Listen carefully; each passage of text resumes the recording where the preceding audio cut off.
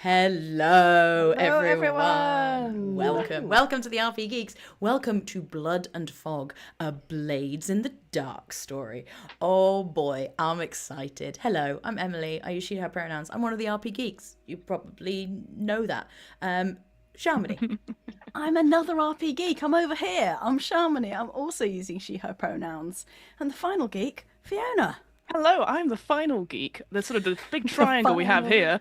And my name is Fiona, and I use she, her pronouns. And yes, that is us, the sort of triforce vector of geekery. Done. The rest of you aren't geeks at all. I don't know if you're aware of this, but you're not allowed to be. We have a monopoly. Yes, Trademarked it, yeah. Yeah. We have fully trademarked the word geek, weirdly. Not the RP geeks, just geek.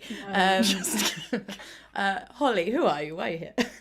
I'm Holly. I use she, they pronouns. I'm not a geek. But I like the idea of being the final geek. It's like the final girl in a horror movie, but the final geek, and I'm into that. Oh, yeah, Holly has an Espeon in the background of. But it's an Umbreon. It's an Umbreon. Oh my god, you called yourself an Emily. geek. License. Holly, you are now an RPG. I'm not a Emily geek. has pulled it up. I'm not a geek. I think you can take Emily's title. Yeah, you can have I mine. was to say, Yeah, you can have mine. Lou, hi, you're here too. How are you? Yeah, I am. Sorry, I have no eons of any kind to be correctly or incorrectly referenced. But I'm Lou, and I use they, she pronouns, and here's my tea. oh, that's so smooth. We've been having There we a lot of conversations about tea and people bringing us tea off stream. I've got my tea right here. It's a lovely tea. It's made of grapes and it's chilled. And we have a very special guest with us this week for one episode, and we are so happy to have them. Josephine McAdam, welcome to the RP Geeks. Hi, I'm Josephine. I hate intros, and you know this. My fun fact is I hate intros. I hate intros. I use she or any pronouns. You know, we like to play around here. And you love I don't tea. know. And I love tea. I love tea, and my tea is temperature controlled in this beautiful mug. Is that one of the ones that keeps it warm? Oh yeah. Actually, it's warming it back up What right is now this because my pot magic? had gotten too cold. Josephine does not fuck about with tea. I need that. Yeah, don't fuck around. I need it at the perfect temperature at all times, and then it dings to tell me that love it's it. drinking temp. Wait, your tea Oh. dings? Josephine doesn't she does have not an fuck app. around with tea. Oh my god, Temperature of my maybe tea. Josephine does love tea more than me. I don't like the idea of it, but maybe can't I'm compete. beat. That's too into tea. You're too into tea. No, You know what? no. Guys, we disband the RP Geeks. It's only Josephine now. That's it. Well, good luck, Josephine. You've got Yeah, to stream best of until luck. about 10:30. That'd be great. Thanks. Bye. I'll just Be the RPT. Yeah. Okay. I'm gonna call it here. We're gonna call it here. Fiona, would you like to take it away? Oh, but I want to talk about tea now. No, of course not. Hello, everyone. Greetings, scoundrels from across the Imperium, and welcome to this second episode of Blades in the Dark, our Blood and Fog story. So just two things, again, before we get diving back in. The first one is that we are playing Blades in the Dark, but we're actually using the Deep Cut supplement for a lot of the dice mechanics that you're going to see, including the main one. We're going to be using the threat roll rather than the action roll. And I'm going to explain the mechanics as we go, but I just wanted to put this up front because, you know, some people are like, oh, well, that's not how you push yourself. And I know, because we're doing it slightly differently. And we're doing this because it's a way of streamlining stuff and also introducing people who are brand new to Blades in the Dark and yourselves, the viewers out there, to see how we get on. So do bear with us if we need to clarify or check the rules at any point. Secondly, so Blades in the Dark by John Harper is a game about daring scoundrels building a criminal enterprise on the haunted streets of an industrial fantasy city.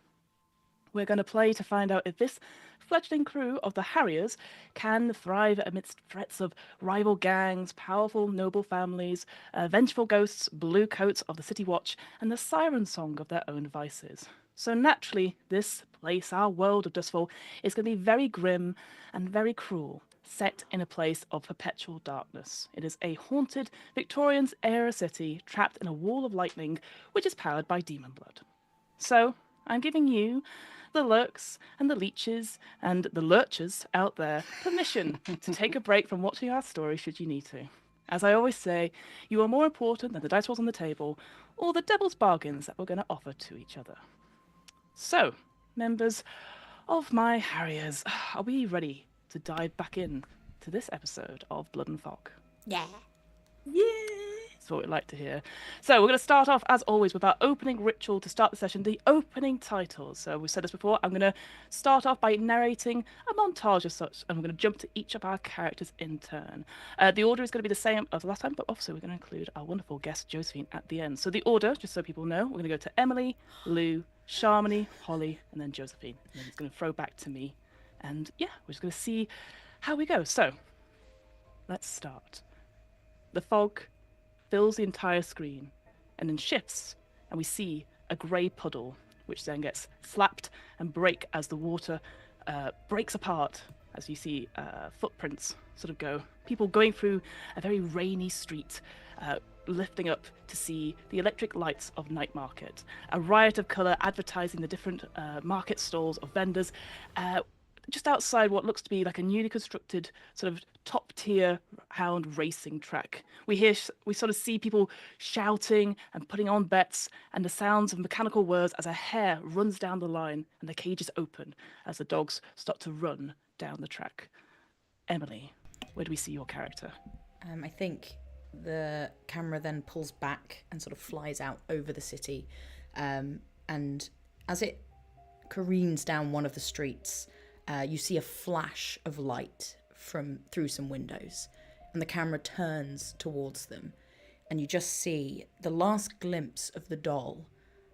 Their eyes are bright white, their skin white but not shimmering, but the cracks within it are light fading from them as they just sort of fall to the floor and like grab some of the dust. There are candles that flicker out around them, and they just sort of take a deep breath in and go, The camera sort of pulls back, again, going through brick, going through soil, and we end up in the fabulously wealthy district of Brightstone. We see these sort of lavish carriages and sort of both a mixture of being pulled by very beautiful gilded goats, but also not ones that just seem to be powered by themselves, carrying these privileged passengers to luxurious destinations. Up the top, we see the Lord Governor's stronghold, which oversees all, almost like a glittery pearl flanked by the different grand estates of the most noble and powerful nobility. We see the doors open into a sort of a grand hall where people sort of peer. You see boys holding plates which seem to have different teacups and big sort of pouring of like sort of brown liquids of tea into each cup, handing it out to each of the guests. Lou, your character, please.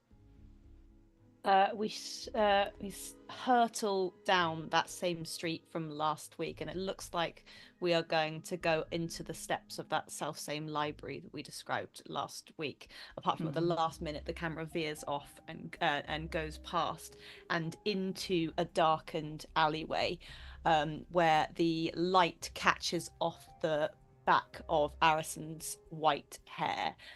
They are talking to a figure with a prominent gold tooth in their largely toothless mouth.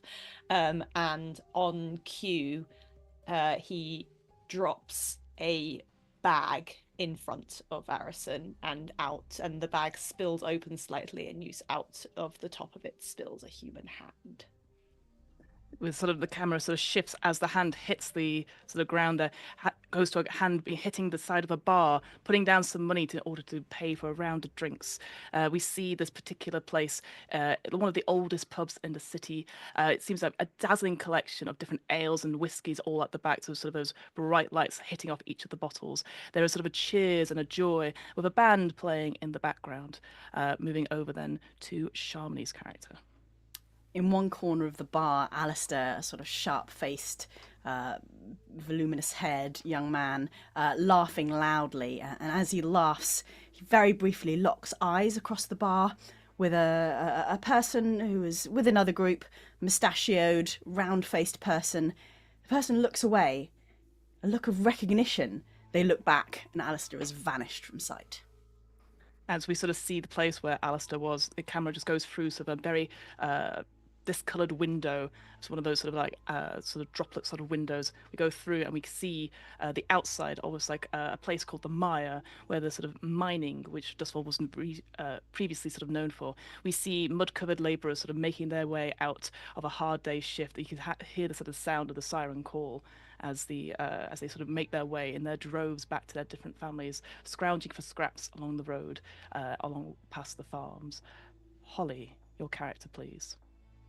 And as we move then to the camera to the top of some rooftops where a meeting seems to be happening, and you can see Cuff with their ear pressed towards a window, listening to a meeting outside, and the sound of the barracks of the police, the Bluecoats and the Blackcoats.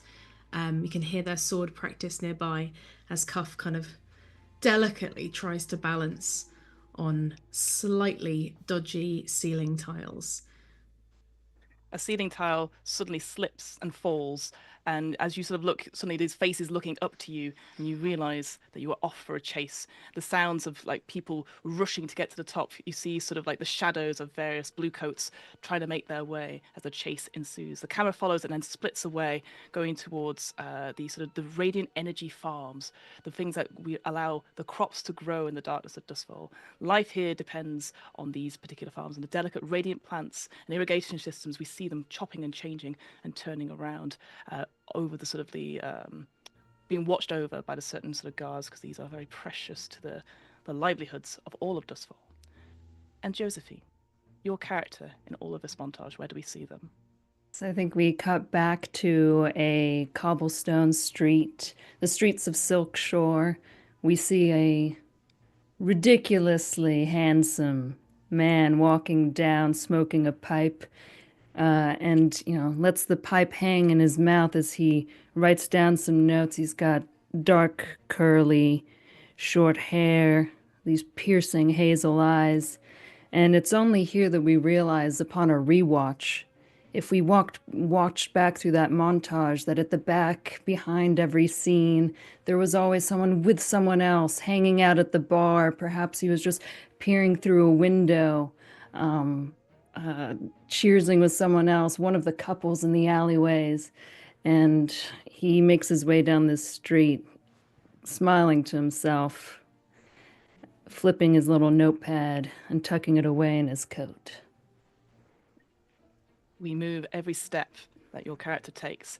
It sort of hits with that sort of like tick, tick, tick, as suddenly the camera sort of turns again down an alleyway where we just see what looks to be then a hallway full of different clocks, different sort of sizes, grandfather, small cuckoo clocks just clicking and ticking until we get to a door. And the door opens and the fog appears, as does our main titles that sort of fade into view in red and black font over this picture. Blood and Fog, A Blaze in the Dark Story. Chapter 2. Honor Amongst Thieves.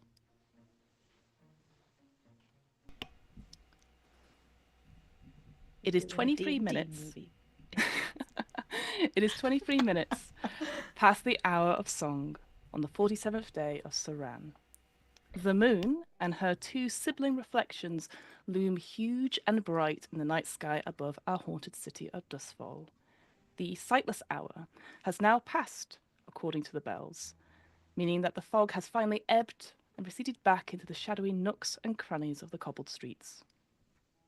The heavy sounds of deadbolts and chains being slowly drawn back start to fill the air as concealed individuals begin to go about their nightly endeavours. Endeavours both of business and the leisure variety. But what if one was to mix business and leisure? Well, you scoundrels of the Harrier's crew would know all about that.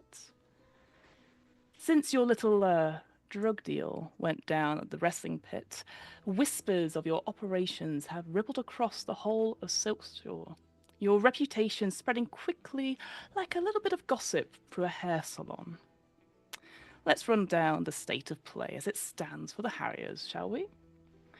So while selling the spark on behalf of Bazos Baz has strengthened your relationship with the Lampblacks, it has soured any possible relationship with their rivals, the Red Sashes. For now, that is. That said, the Harriers are no strangers to making enemies. When your crew took the underground library as your main base of operations, you unintentionally screwed over quite a lot of the servants of Six Towers, robbing them of their very secret place where they can gather and converse away from the prying eyes of their noble families.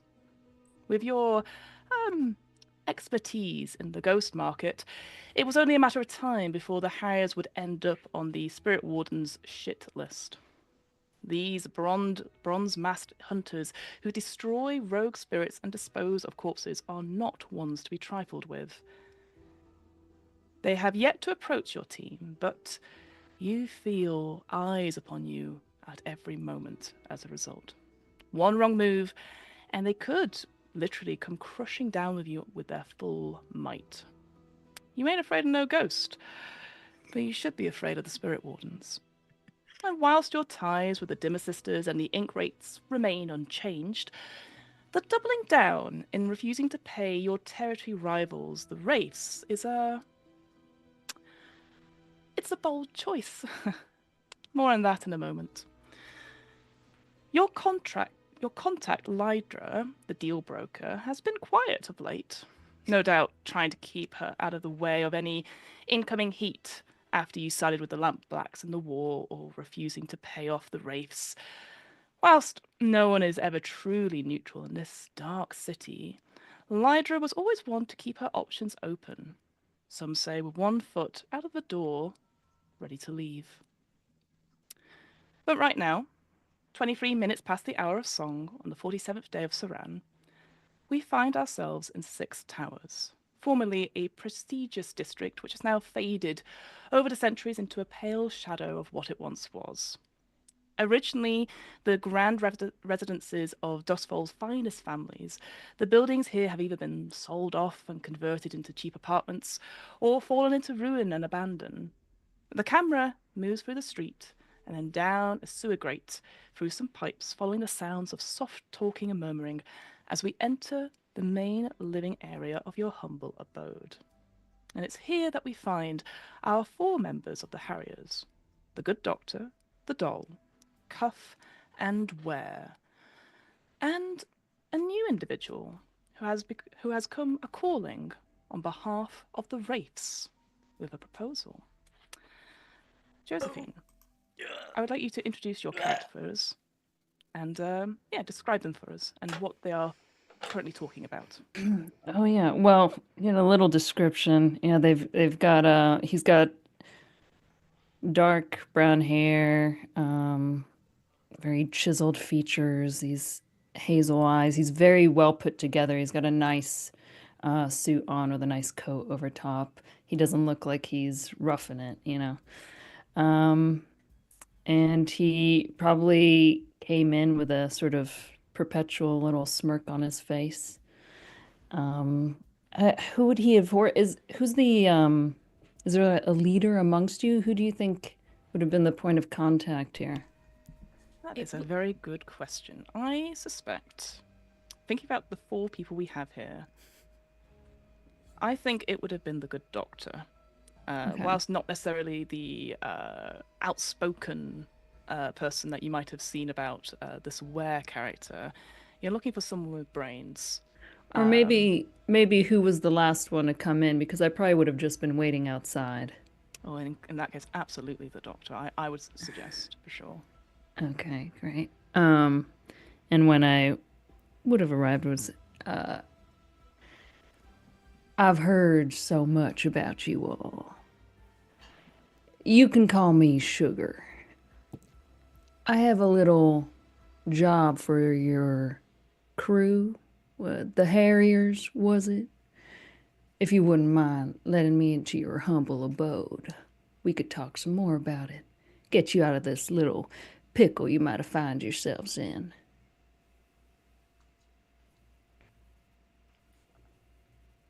The Good God Doctor, we Fine, cannot hear you. sometimes. Oh, You come now back. we can. Yep.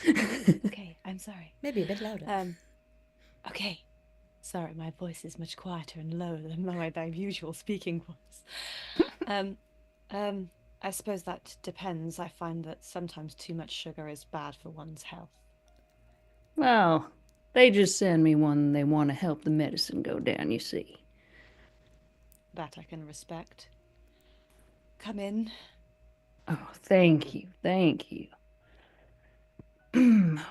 What does your place look like?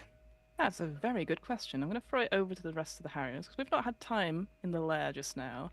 I would say for each of you, you can describe like something about the place and maybe what your character is up to doing.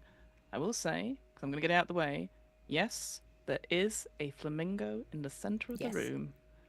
It's probably got a couple of like hats and scarves on it at this point. Maybe a little and a gnome by the door, I believe. Yes. By the door, then yes. And maybe an umbrella or something.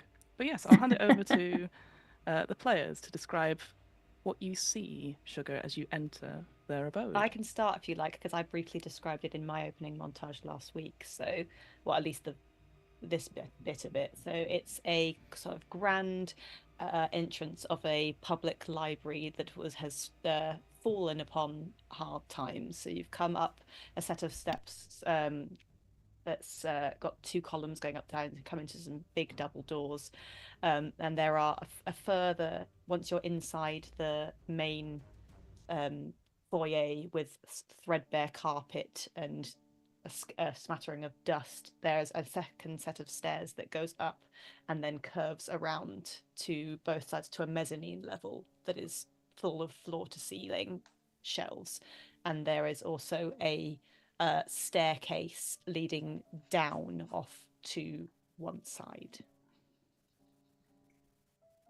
Great. Any other features? Yeah. So yeah, I think people. Yeah, the flamingo is in amidst a collection. It's the center point of a collection of furniture, various bits of lawn furniture, and I think also very specifically a very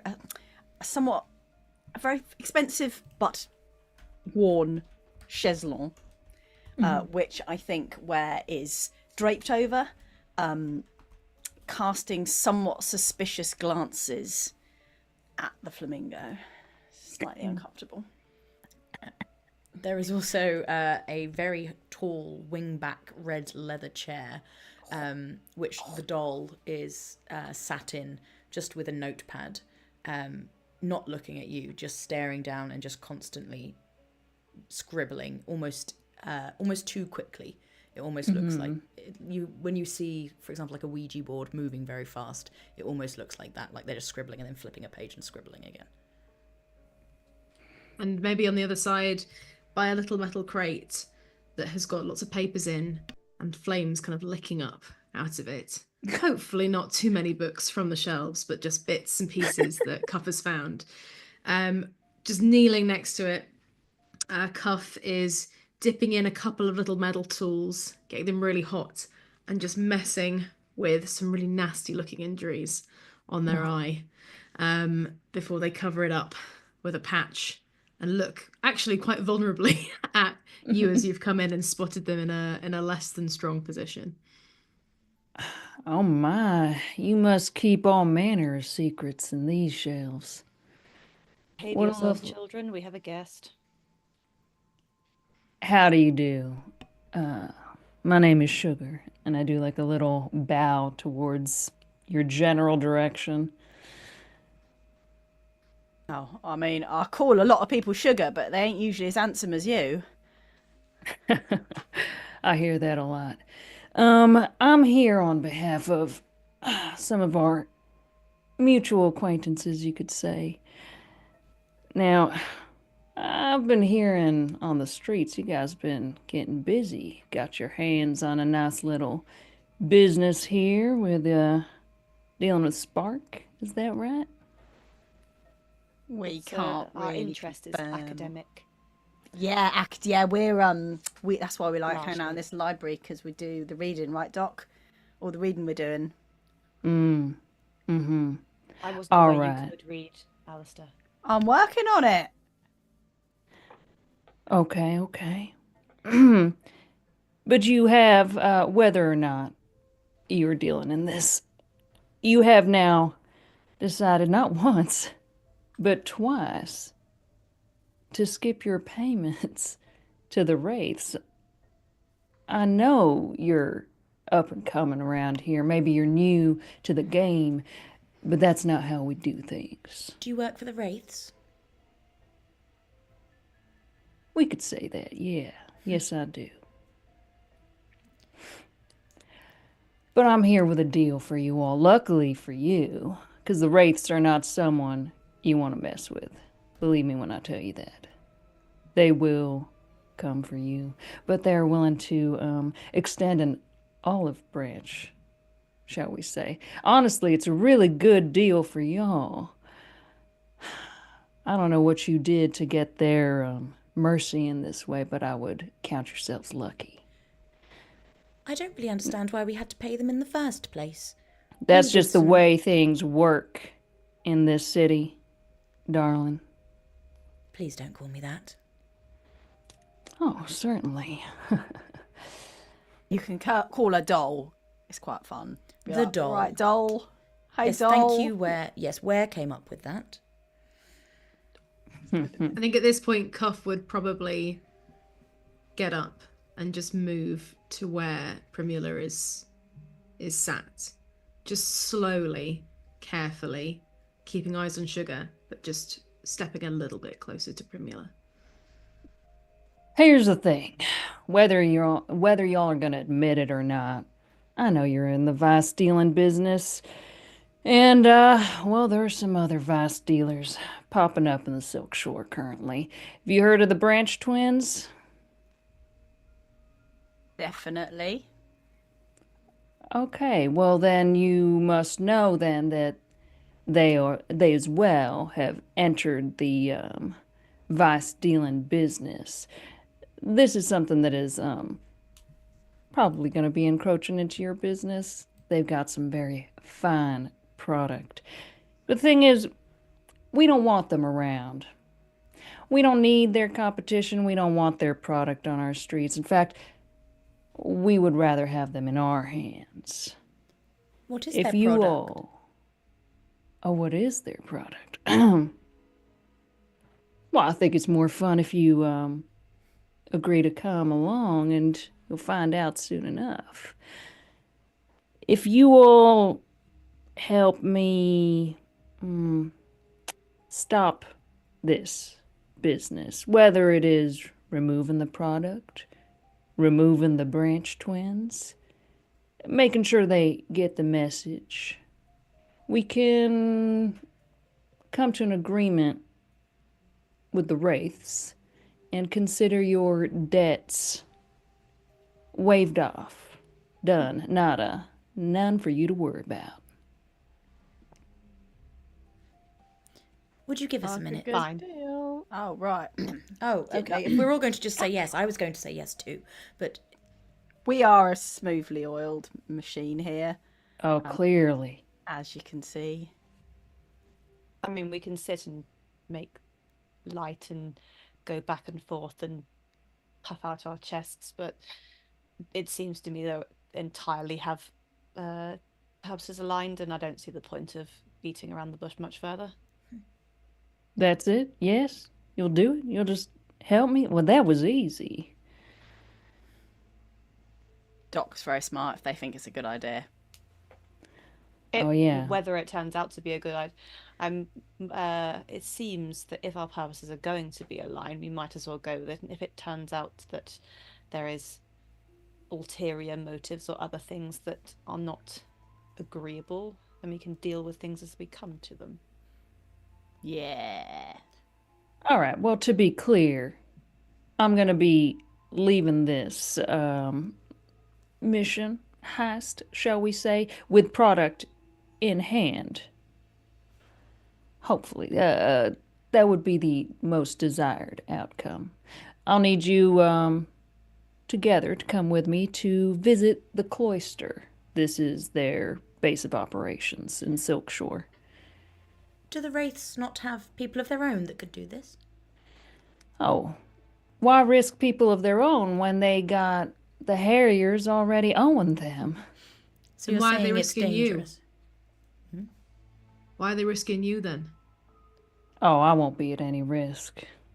I know what I'm doing. And I'm why do you just need here- us? Quite hard. And I'm just here to points at Cuff. supervise, shall we say? Make sure you all get the job done. You're taking a supervisory role. Yeah, I mean, I like to have fun too. Look, I'm just supposed to be here to supervise, but it wouldn't be any fun if I didn't get to get in on the action too, now would it? You've specified what you want in your hands. What goes into ours? Well, not owing the wraiths, not having them come knocking at your door. They sent me, I'm agreeable, I'm nice. You don't want to know who they send next.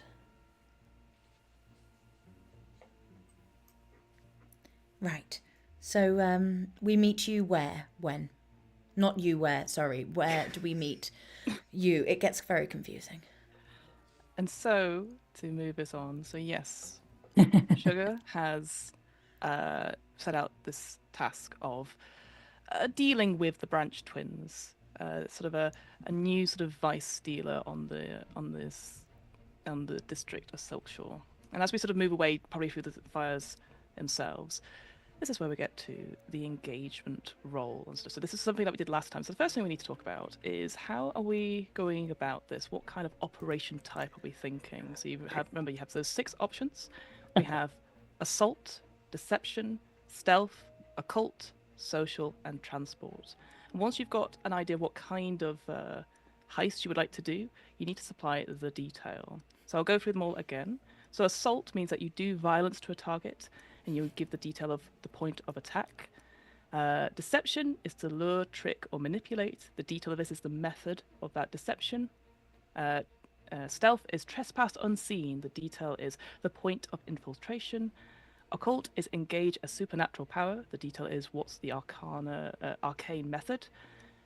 Social is negotiate, bargain, or persuade. The detail is what the social connection is. And finally, transport is carry cargo or people through danger, and the detail is route or means.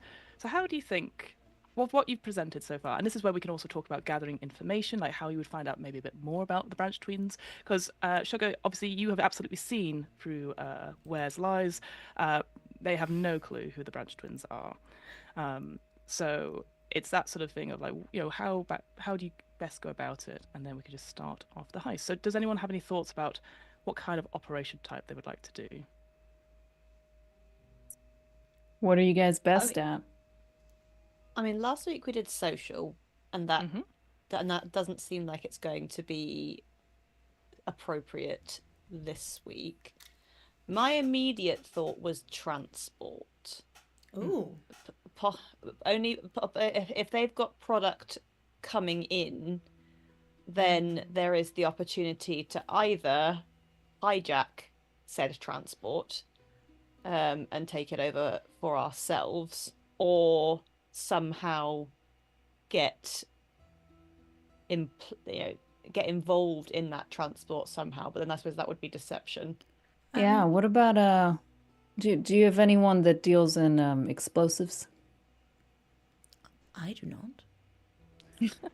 So I as a leech, I've got, tinkering and mixology and whatever else. Not specifically explosives, but maybe we could do a little deception. I would have I don't need all the product. We could do a little deception thing, have a few of you get in the back, plant some place wrecking stuff. Yep. I don't know. If we want a louder, I guess it depends how you want to come out of this, but I want you guys to, because I've asked you to do the job.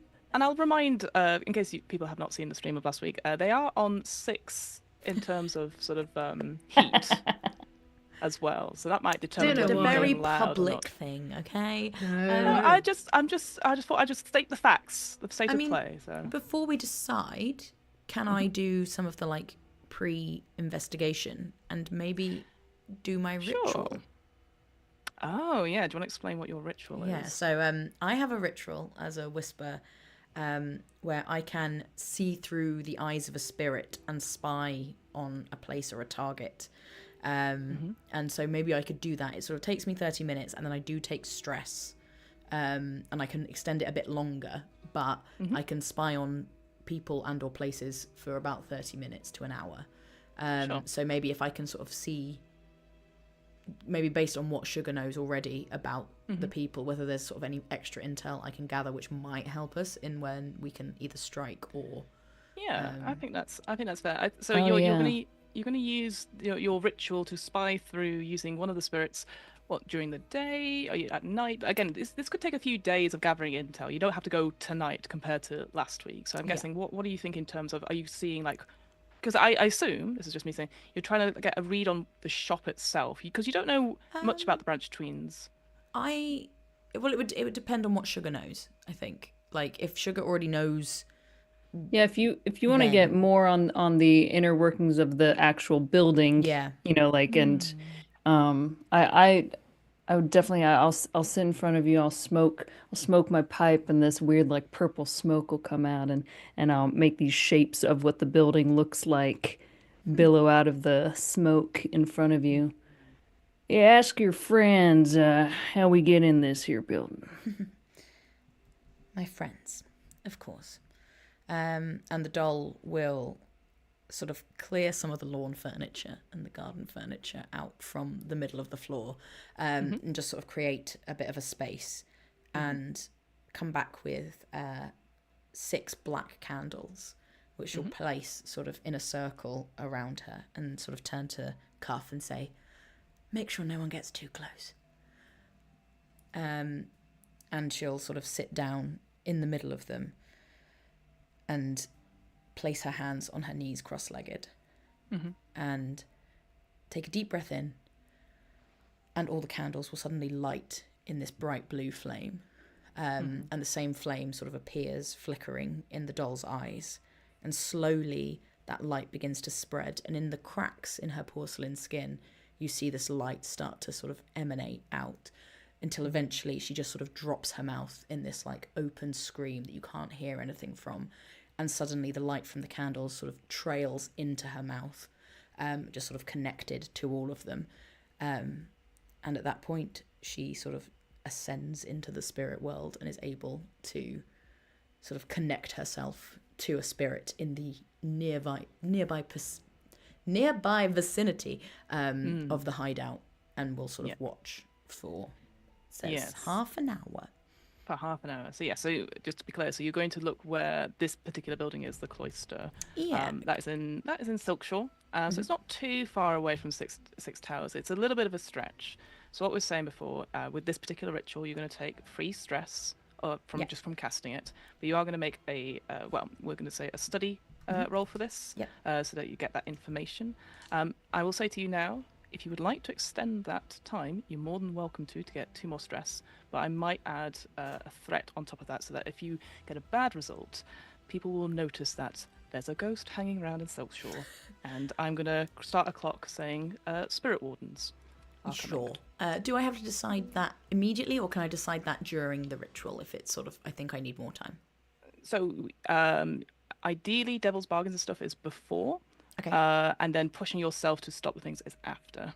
5 stress is a lot. Yeah, let's do it. I'm doing it. You decided to take stress before we've even started. 2 hours. Yeah. 5 All right. Strong. Let's go. Why not? Big swings. All right. Big swing. I always like the doll. No, don't say. 5 stress before the heist is fantastic. Yeah. Yep. Look, once we get there, I'll be free background. It'll be fine. Yeah. Sure. Sure. You can always push yourself afterwards to reduce that stress. Yeah. That's the thing as well. So, okay. So, what have you got in study? I've got 2 dots in study. Okay. So it's just 2, isn't it? Yeah. It's just 2, and then tell me what the highest is. It's double 6s. Ooh, very good. You get an edge on this as well. So just to be clear, I've got an edge before. So normally I would say like, standard risky in terms of like, what the sort of the stakes are, but we usually assume that standard risk is what it is, which is going to be. And when you gain more than 1 6, you gain an edge, which represents a spark of luck or tenacity. You can spend this edge right away to get a greater effect to your action, or you can carry it forward as a bonus die on a future roll. If you're in a position to help a teammate, you may spend that edge as well. So just to check with you, the doll, do you want to spend that edge now, or do you want to keep it? I'm going to keep it because I've got 5 stress, so I think keeping it and maybe for later might be a good idea. Sounds good. I would say as well, if you would like to push yourself, we can do that in a second. Just make a note of that edge, though, because I will absolutely forget about it. So I'm going to tell you what the consequence is, and then you can tell me if you wish to push yourself to reduce that stress. Sure. So you again, flick your head back. The mouth goes much longer. People watching, it's almost like a snake, slightly longer and sort of like a little bit more unhinged. And our camera sort of zooms up, and it's not just one spirit. You sort of hop between spirits as you're making your way across 6 towers towards Silkshore. And easily you spot this building that Sugar has described in their smoke picture. Again, it's sort of like down a couple of streets in Silkshore, a little bit away from the gondolas and a bit away from, thankfully, the wrestling pit that you were at last week. And the reason you know it's absolutely this particular shop is that there is a line of people outside looking to get in.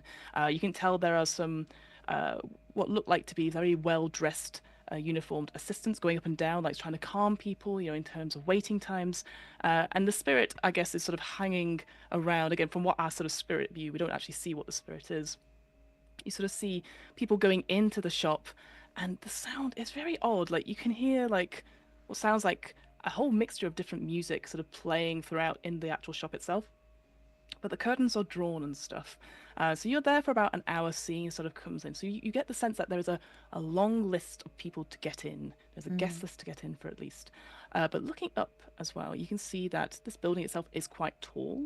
And you suspect the way it sort of works out, it's almost like a converted warehouse as well. So you can sense that there are people like getting shipments in and going up through like maybe the back of the place itself, whilst the shopfront is there. But you don't see in that hour any shipments coming in. You think that they don't come during shop hours for sure, which is currently now. And that's maybe the unusual thing as well. Like, again, Vice dens are open as many hours of the day, but this one with so many people publicly waiting outside, that's the key thing, I think, is that clearly you will be noticed if you are, like, there's definitely people around, will see people going in.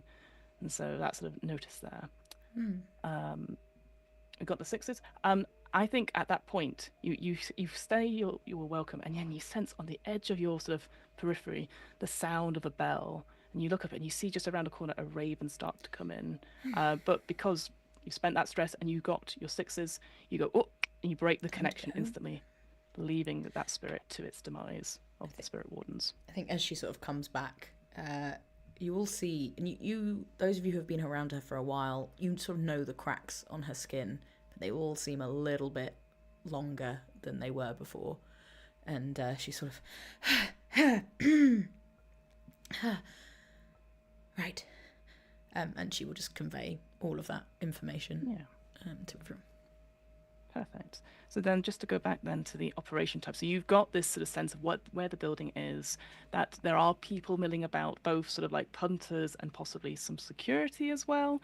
That's what you sort of get from the lay of the scene, from that sort of gathering information. I will say, obviously, other people can also gather information, but just to go back to what kind of operation people are thinking of, because that will help us plan the heist a little bit more, the minimal amount of planning we're supposed to do in this game. Yes, I don't think stealth is going to work. I think deception or transport. Deception is lure, trick, or manipulate, and the detail I would need from you is the method of deception. How would you deceive them? We saw. Yeah. Oh no, we didn't see any shipments coming in, so we don't know what. Didn't see it in the hour that the doll looked at. We could pose as part of the city watch, the city guard, here to do an inspection on product and practice of the establishment. Cuff could help with If that. you wanted to get some uniforms, I could get some stuff for us. What are they claiming to be selling? You were not told. Sugar has kept that card in close to terms his of chest. like That's the outside helpful. of the shop, Cheers, like does Sugar. it say like, you know, Does it say, buy really nice hi, tea Vice here? is here, But come was here, there a, yeah. was there a sign? No, but they or got the anything on cover, the right? outside? What's Yeah. what's their cover? Like what's their public face? You're of, right, like... yeah. It looks like, it says the cloister, and then there's just a little bell on the sign. There you go. They sell bells. I think I don't think they sell Bell bells. shop.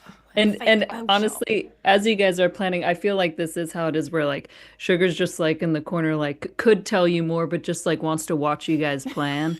And he's just sitting in the corner smoking his pipe. Yeah. I think after that Fascinating. suggestion from Sugar, Cuff would quite sheepishly step forward. Again, a little bit closer to Primula, a bit scared about Primula's crags.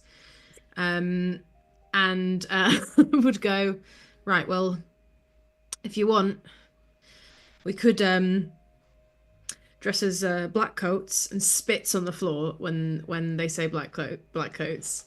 But if you wouldn't mind being such a despicable thing for an evening, I know that they strike fear into people when they come, so you know we might not get as much messing about if the military police were involved. I could get us some black coats if we wanted. Will you be all right with that, Cuff? Yeah, I'll be fine with it. High risk. I like it. That's a shout for deception, with the method of deception being pretending to be high up law enforcement. Any other thoughts to different kinds of things? I think that sounds great, but just want to check in with other people. Any other thoughts? I'm good with that. I think it sounds very good. I have almost no points in any resolve skills. Yeah, That's so I great. will be very much hoping that other Oh, no, people my will results do have the no talking. Oh my god, you can always argue another Yeah. skill. Yeah, I'll cool. listen. If And I I can won't do that, judge. great. And sorry, that's a very good point. Just to Emily, do you wanted to push yourself to stop taking that much stress? Because you've taken 5 stress from your ritual. You can push yourself to reduce it if you would like to. I just wanna Now check in. leave it. It's fine. Sounds great. Excellent. Yeah. Okay. So, Good. if there's no other calls, deception is your method in, with the method of deception being impersonating high-up police officers. What could go wrong? Cuff, do they ever have, veils that they wear as the black coats? They can do whatever they want to do, to be honest. Great.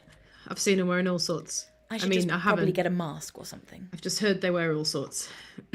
Sure. I mean, you could always pretend to be different folk from factions. I mean, it's not often. I mean, you could always have someone pretending to be a spirit warden that's coming in for certain things as well. If I spirits could are do about. that. If you're all wanting like to their pretend to be other masks. people. I'll be a spirit warden. All right. This can only end brilliantly. I see don't know no what you're talking issues with any about. of these plans.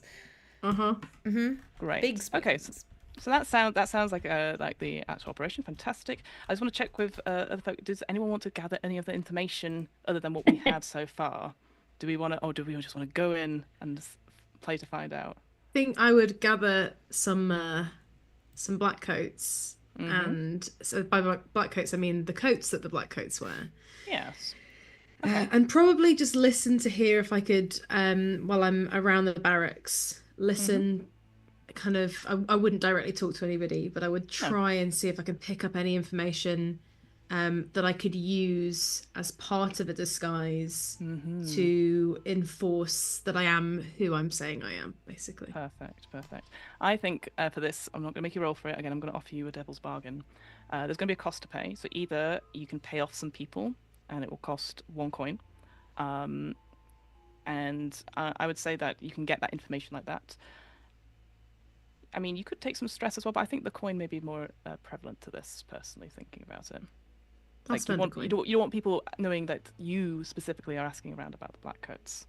Yeah, I think Cuff would not want that. Cuff would spend the coin and find the information that way. Fantastic. Yeah, easily enough. You pay, you grease some palms and whatnot, and within a day or so, you have a cosplay worthy amount of black coats that you can specialize to how you need. And you've managed to come up with, I'd say on that, some very basic papers as well, and ID documents. Again, if they're looked at too closely, probably won't hold up, but you've done this before from a previous life, you know. Just it's all about the confidence, and people sort of fall away as a result of that. So yeah, you've got that. I think where looks quite impressed at this sort of hoard. And I was like, do you nick all this? Yeah, I did. Yeah, just came across it actually. Like sneaky, like you can do the sneak. I thought you were all like, punchy. All right. Well, I can do sneaky sometimes. I just I'd rather do it by myself, you know, when no one's watching. I guess that's properly sneaky, isn't it? If you're sneaky, yeah, no one would say that's. Wow, I didn't. So maybe I am a bit sneaky actually. Yeah, you and me, we could do some. In fact, do you wanna come do some sneaking? Well, I did say I like doing it by myself. You did just say that, yeah. Yeah, but maybe yeah. Maybe. You know, Cuff actually cracks her smile and is quite excited about the idea of maybe. All right. Sure.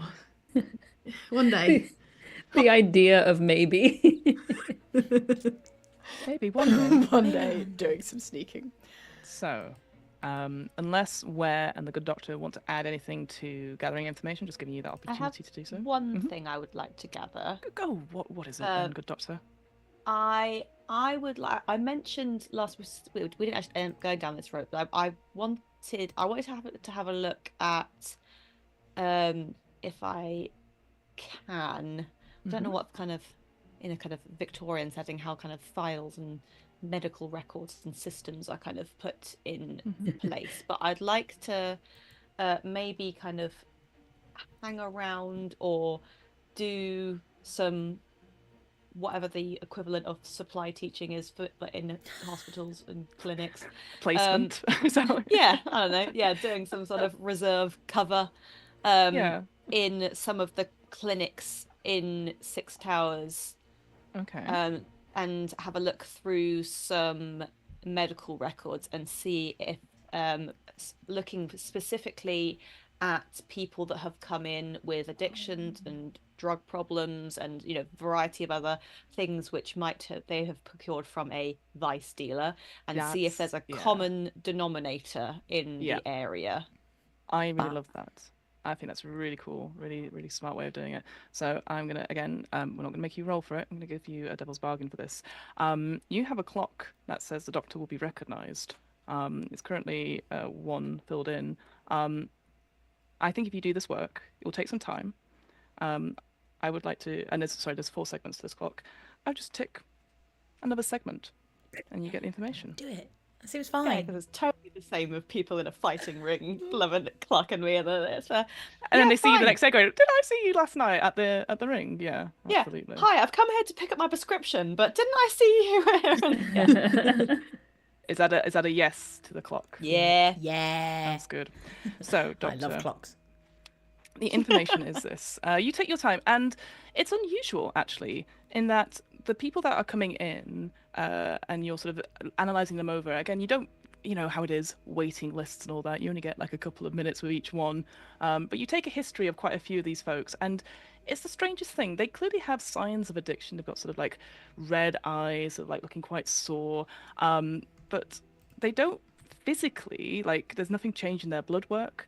There doesn't seem to be any sort of like drug withdrawal symptoms. You maybe surmise that it's probably not a drug like spark or anything like that. It's definitely something unusual in that sense, not an edible or a vice like alcohol or anything like that, substance. So that's very unusual. But you are seeing quite an influx of patients who not only have that sort of red eyes as if they've been awake all night, a little bit jittery, but you can see like on the soles of their feet, it looks like that their feet are like red raw, like blisters, you know, as if they've been up on their feet. And they sort of complain about tiredness and a slight ringing in their ears. But otherwise, you know, after a few days, you know, when you say take 2 and come back in a few days, they seem fine, but yeah, those are the symptoms you sort of get in that sense. Thank you. No, thank you. And just to check with Ware What are you doing? Are you doing any information, or are you just like letting your team? I'm going to carry do the hates lazy plans. information gathering, and I'm just going to saunter over to Sugar at some point Do it, yeah. Do it now. and be like, "All right, Sugar. Oh, hey there, where? So, what exactly do you do other than smouldering at people?" Oh, you know, same as everyone else. Walk these streets wanting to live forever. How about you? You said you wanted to get a sneak, and I nick stuff, and it's great fun. You said you wanted some fun. Like, what flavour does your fun come in? You know? Oh, I like, the bigger the better. Big bada boom, I like that. I like the fireworks. I like to see it all go down. I just want to see, I have fun watching you have fun. Oh, you won't see me. Sure, I'll I be won't. sneaking. Right. And just between us, this bell shop. The cloister. That right? Yeah. You reckon there's anything else of value in there that, obviously you want whatever product you want, but maybe there's some antique bells or something that might go missing. Yeah, I'm sure there is. You trying to get a little more out of this score than you're already getting? It's just about efficiency. It's about minimizing waste. We don't want to leave stuff. Anyone can walk off the street and nick the bells. Where would you characterize yourself as someone who always needs a little bit more, isn't satisfied with the glory that they have in front of them? Why, you got a little bit more? I'm just curious. I'm trying to get to know you. No, I'm extremely satisfied with glory. What you said there, yeah. But if there was anything else going, just trying to be efficient. Right. And I just want to know that I can trust you, right?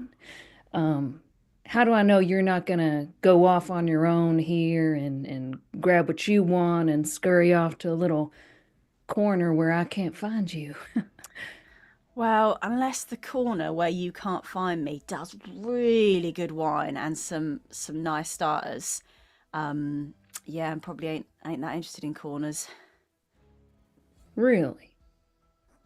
We got a good gig going on here. Obviously, some misunderstandings with the wraiths regarding who owes what for what reasons. Wait, what makes it so good? What makes this so good? What was the allure? Well, I can take you to. My friend is a very good chef. Down the road, very fine establishment. I think after you've tasted a selection of the entrees, I think you'll see. Right. Okay. Sorry, were you trying to get something from me? Bell info. Did you didn't want the entrees? No, I'm good. I'm full up. Right. All right. Well, I'm gonna go sneak around and spot me if you can. As Ware walks away, the doll just goes, "Very good. Really impressive, Ware. Well done." What? A light little blush to wear, perhaps, at being seen. Spotted me. All right. You hear the shade rattle. Yeah. That's the doll. All right. So let's do our engagement roll to see what position you are at the beginning of this particular heist, which I will remind you is that you are sort of impersonating a mixture of folks, black coats, and whatever the doll's interpretation of the spirit wardens is going to be, which I can't wait to find out. I think. Oh yeah, to be forthright, Sugar is not going to impersonate a black coat. That seems insane. Incredible. Sounds So great. it's just a bunch of black coats and sugar and a spirit warden. Surprise. Excellent. But 100% encourages it in this planning Yes. phase. Absolutely. So I'm going to ask Emily to roll this engagement roll for me because you were the good. one that started off with this information. So let's talk about this. So we start off with 1d6 for sheer luck, and then we're going to modify the dice pool as follows. So, is this operation particularly bold and daring? Oh. Yes, because you are impersonating some Blackcoats. So take another d6. Is this operation overly complex and contingent on many factors? Well, No. They just have to believe us. we'll see. So we won't take that away from you. Does this plan's detail exploit a vulnerability of the target or hit them where they're weakest? I think so. Like any vice dealer has a threat of being exposed by the Bluecoats and raided. Yeah. So take another d6. Is the target strongest against this approach, or do they have a particular defenses or special preparations? I would say they do, in the sense of that there's a lot of people there, so there would be lots of witnesses, and possibly there's some security on there, at least checking you on the guest list and all that sort of thing. So there'll definitely be people there, so minus a d6 for that. Okay.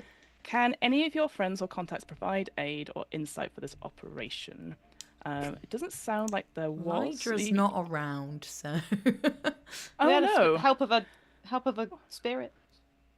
I've already Not my encountered that friend. for that thing, so I don't think. it. Well, no, you're right, because you had a way to have insight into the operation. So yeah, have another d6. That's Okay. fine. Are there any enemies or rivals interfering in this operation? They're helping. Interfering is an interesting word, isn't it? I think Sugar's helping us, right? There's no worry Yeah, about Sugar's that. definitely helping. In a Yeah. supervisory capacity. It's definitely helping. So All that can't good. be a bad thing. Oh, all right. Yeah, no, that's fine. And then, are there any other elements that you want to consider? I think this is the thing. The Branch twins, from what you have gathered, although you've not done any information on them themselves, they are pretty low tier on that as well. But they're probably on the same tier as you starting out. So I think that's it. You're not going to have any others. So how many dice have you got so far, I've Emily? got 3. 3. All right. Wow. Roll and let us know what you get. The highest number, please. They're all the same number again. Okay. All good. And it's a very high number, right? It's a highish number. It's 4. Okay. So it's a mixed result. But there are So you're in 3 a of them, and I think that should count for something. So that's quite cool. It is very cool. You are in a risky position when the action starts. So, Great. Risky. fantastic. Oh dear, and I'm dressed like a bad knockoff spirit warden. Yeah, Okay. it's like Spirit Maybe I Halloween has won't be as happened. cool. So, as far as I'm aware, the plan is to, I'm going to say, you have arrived at this street. And maybe it's a few days later, again, to allow us to do flashbacks. Yeah, I'll meet you there. Right. Yeah, and yeah, Sugar, this is what you see coming around the corner. You see 4 individuals Wait, that wait. look like... I wouldn't be with them if I'm dressed as a spirit warden. Oh, okay. Well, hang on. Well, you see a group of individuals coming dressed in what looks like the outfits of the Blackcoats, which Sugar, again, you'd be aware of. But as they get closer, you definitely see the various sort of shapes. Sort of the Doctor's sort of like prim proper, sort of straight back. You see Cuff sort of like a little bit more weirdly sort of like is sort of the suit sort of fits them. The coat sort of fits them. And then you have don't raise your hand, Lou. Hang Please on. 'cause don't you've put your hand up on Zoom. You've you've moved everyone everyone around. Turns out. You cannot move video whilst okay, there we go. Yeah. Oh thanks. my yeah. god. I lowered my hand. That was Well, a one second, thing. Lou. Let me finish. And but you definitely see the individual of Ware probably struggling a little bit, trying to like get the coat to fit. Sorry, Doctor, please. I was going to say, I wondered because of my background in society and stuff, I can sort of pull off a authority and whatever else. You know, when you like, if you have a meeting with the chief of police, they're not going to be uniformed. They're going to be with uniformed officers, but they're going to be, in smart plain clothes. And the same is like with Ed, the head of any car. So I wonder whether You're just plain clothes. Okay. whether I can be in smart plain clothes flanked by officers. Incredible. Okay. Oh, So- should we do our loadouts actually? Yes, so that was the next thing. Thank you for that. So quickly choose your loadout when you're going into this mission. So with deep cuts, you have 2. You have discreet, which is 4 slots but no heavy items, and conspicuous, which is 6 slots, and that does include heavy items. Remember, you don't have to select the equipment just now, but just to have a weapon. Just to go to this image for you, Sugar, you see the Doctor looking like as if they've just come in from an evening walk, with 2 black coats, one that looks a bit more sort of with it than the other, perhaps. And the doll, I guess, are you with them, the doll, or are you not there? No, I'll hang back. Okay. Yeah, we can come to me in a bit. So I think this is the start of the heist itself. And Sugar, I think you see this. You see sort of the team of 3 sort of marching up across it, and you see, firstly, that all the people in the line look to you and look incredibly nervous and are sort of whispering, going, "Oh, it's the black coats, oh no, it's the black coats," and they are causing quite a kerfuffle. And a couple of the assistants sort of go, "Oh, get the twins, they need to come out here." And so, as you sort of arrive at the front, yeah. I would love to have been at the front of the line by the time they arrive. Yes, you've been in the queue. Yes, to talk to the guys at the front, whoever's checking this list, whoever's got the clipboard. I don't know what they're using. Yeah, they've got like a clipboard, and they've been talking to you. It's been a little while. It's that sort of like when you get here, it's 30 minutes till you're inside, that sort of thing. So they've been making small chat. Sort of a girl, sort of like mid 20s. Again, her hair sort of done up in the bun. She's got like an apron on and stuff like that. And she's trying her best, looking quite nervous. You get the sense that she's quite new. For sure. I'll look back before the rest of them approach, kind of motion towards the Blackcoats and talk to this young woman. Mm-hmm. Look, I'm a friend of the Branch twins, and they're going to want to know what's coming. If you want to get them out here, I can give them a heads up and make sure they're not too nervous about this. I know how to handle these types. Okay, you are in a risky position just now because you were, I think, fine until these bozos coming in. So I think for this, what skill would you like to use for this, Sugar? I'd like to use sway. Sway. Mm-hmm. Yeah. Yeah, I'd like to use sway. Perfect.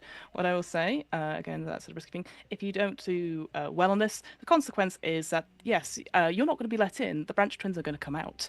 Oh, no, yeah, I'm asking for them to come anyway. Oh, perfect. Okay. Just to... I just want to give them a warning. Sure. Then the opposite is true. You will go in and separate from them. So, yeah, how many points you got in sway for me, please? Just 2. Just 2. Yeah, just roll 2d6 and just 2. Actually, is there like another threat you could offer me for another dice? Absolutely. Yeah, absolutely. If you want another threat, stack them up. Sure. I think they overhear you talking in the queue, so people behind you, and they're like, "Oh, well, I also know the Branch twins too, and me too, and me too." And so the threat is that you've got a group of other people behind you who are trying to get in. And I think if you're not being able to deal with those, you're going to get pushed, and sort of like there's a bit of a rabble going to happen. So you're going to take a little bit of harm. I think maybe like a level. Yeah, it's going to be level 2 harm, sort of like disheveled and bruised, which might make you less appealing as a result. So yeah, you get another die as a result. Let's try it. I'm using my fancy Blades in the Dark dice. Ooh, lovely. Wait, hold on. I should show blades. Show. Blades. Blades. Oh, got blades. Look at that. Blades. They're in the dark. And they're metal. They're very heavy. Okay. Oh, all right. Well, best of luck. That was so heavy. Cool. All right. What did you get? It's a 4. It's a 4. 4 and then and a 2 and a 1. Okay, so you get to assign when you add another person. You have to assign which ones they go. So the 2 and 4, where are you going to assign them? I'll take the damage from the people trying to jostle and definitely get in my way. You sort of you sort of hit up against the wall and get some like quite nasty scrapes and bruises, perhaps. So we'll put that as a level 2 harm. Like again, it's that sort of thing where you don't feel physically like inept, but like it might just stop you from getting her. So okay, so we'll take that 2 to go for that, and then a 4. So it's mixed success. I think you see the girl looking a little bit like, oh, I don't know, they don't like to be disturbed, but I'm sure I can get them to. Oh, I guess. And you think like if you take a little bit more stress in that sort of sense, that she will let you in, but like you might need to plead with her a little bit to get you inside. I mean, you better hurry, man, because you want to get them out before they get in. Sure. Please, everyone, keep calm. You come forward. So yeah, if you take 2 stress for me as well on top of that, you manage to get in, but again, it's a very stressful situation. You're having to think on your feet a little bit. Yeah, I'll take it. yeah, the three people coming up, you can see Sugar slip in ahead of them, but you can see that the crowd now is I want getting to turn really and angry. Yeah, wink at them as I do. incredible. Yeah, the crowd now is like outraged that this whippersnapper has just been let in. So as you sort of come in, there's a bit of a pushing and shoving, and people sort of shouting at each other. Yes, I'm going to switch to the doll currently. What are you doing at this moment? The doll is currently in an alleyway, wearing Yep. a very long black cloak with sort of feathers around the edges. And she spent some time trying to find a mask for that would look like the spirit wardens, and did not have a lot of a success, or at least nothing that she deemed successful. So she has made the decision to go ahead with the cape, which I would like to say looks very convincing, but then just use her face as the idea of the spirit warden mask. And she is just waiting round the corner and is going to give it some time until they all go in, and then she is going to follow maybe like 5 minutes, 10 minutes after. Okay. Fair enough. Yeah, just wanted to make sure you weren't going in like by the back entrance. So it sounds like everyone's going to attempt to go through the front entrance. Great. There is. Maybe I should go through the back entrance. It sounds like you're going through the front entrance. Sure, I'm going through the front entrance. Sure. I'll go back to the group of three. So as you sort of arrive, Dr. Cuff, and where, again, you can see this hubble. There's like a crowd that's sort of, again, the line is quite thin, like in the sense of like the I'm just trying to think of a better word for this. They're sort of like roped in a little bit, and they're clearly getting outraged because they're waiting for so long. And again, the Doctor, you can see that these individuals have the sort of red eyes, and again, they're sort of like nervous, sort of twitching, and they're like holding their ears a little bit, clearly back for more. These are the same sort of symptoms that you saw in your clinic as well. I feel like I was going to say, I feel like something would kick in, maybe a bit instinctual for Cuff, and she'll be like, all right, IDs, everybody get your IDs out, and you're going to need to see your papers up against this wall. And she's going to point to the wall, and now maybe tap a weapon at her side. I don't want to have to get this out. IDs, come on now, and just like see if they move against the wall. Okay. Where it's looking dead impressed at your acting abilities. Just wow. Okay. No idea. So this feels to me, again, it's a risky move, and I'd say on this front, it feels like a command. You're commanding people, you're intimidating them to do stuff.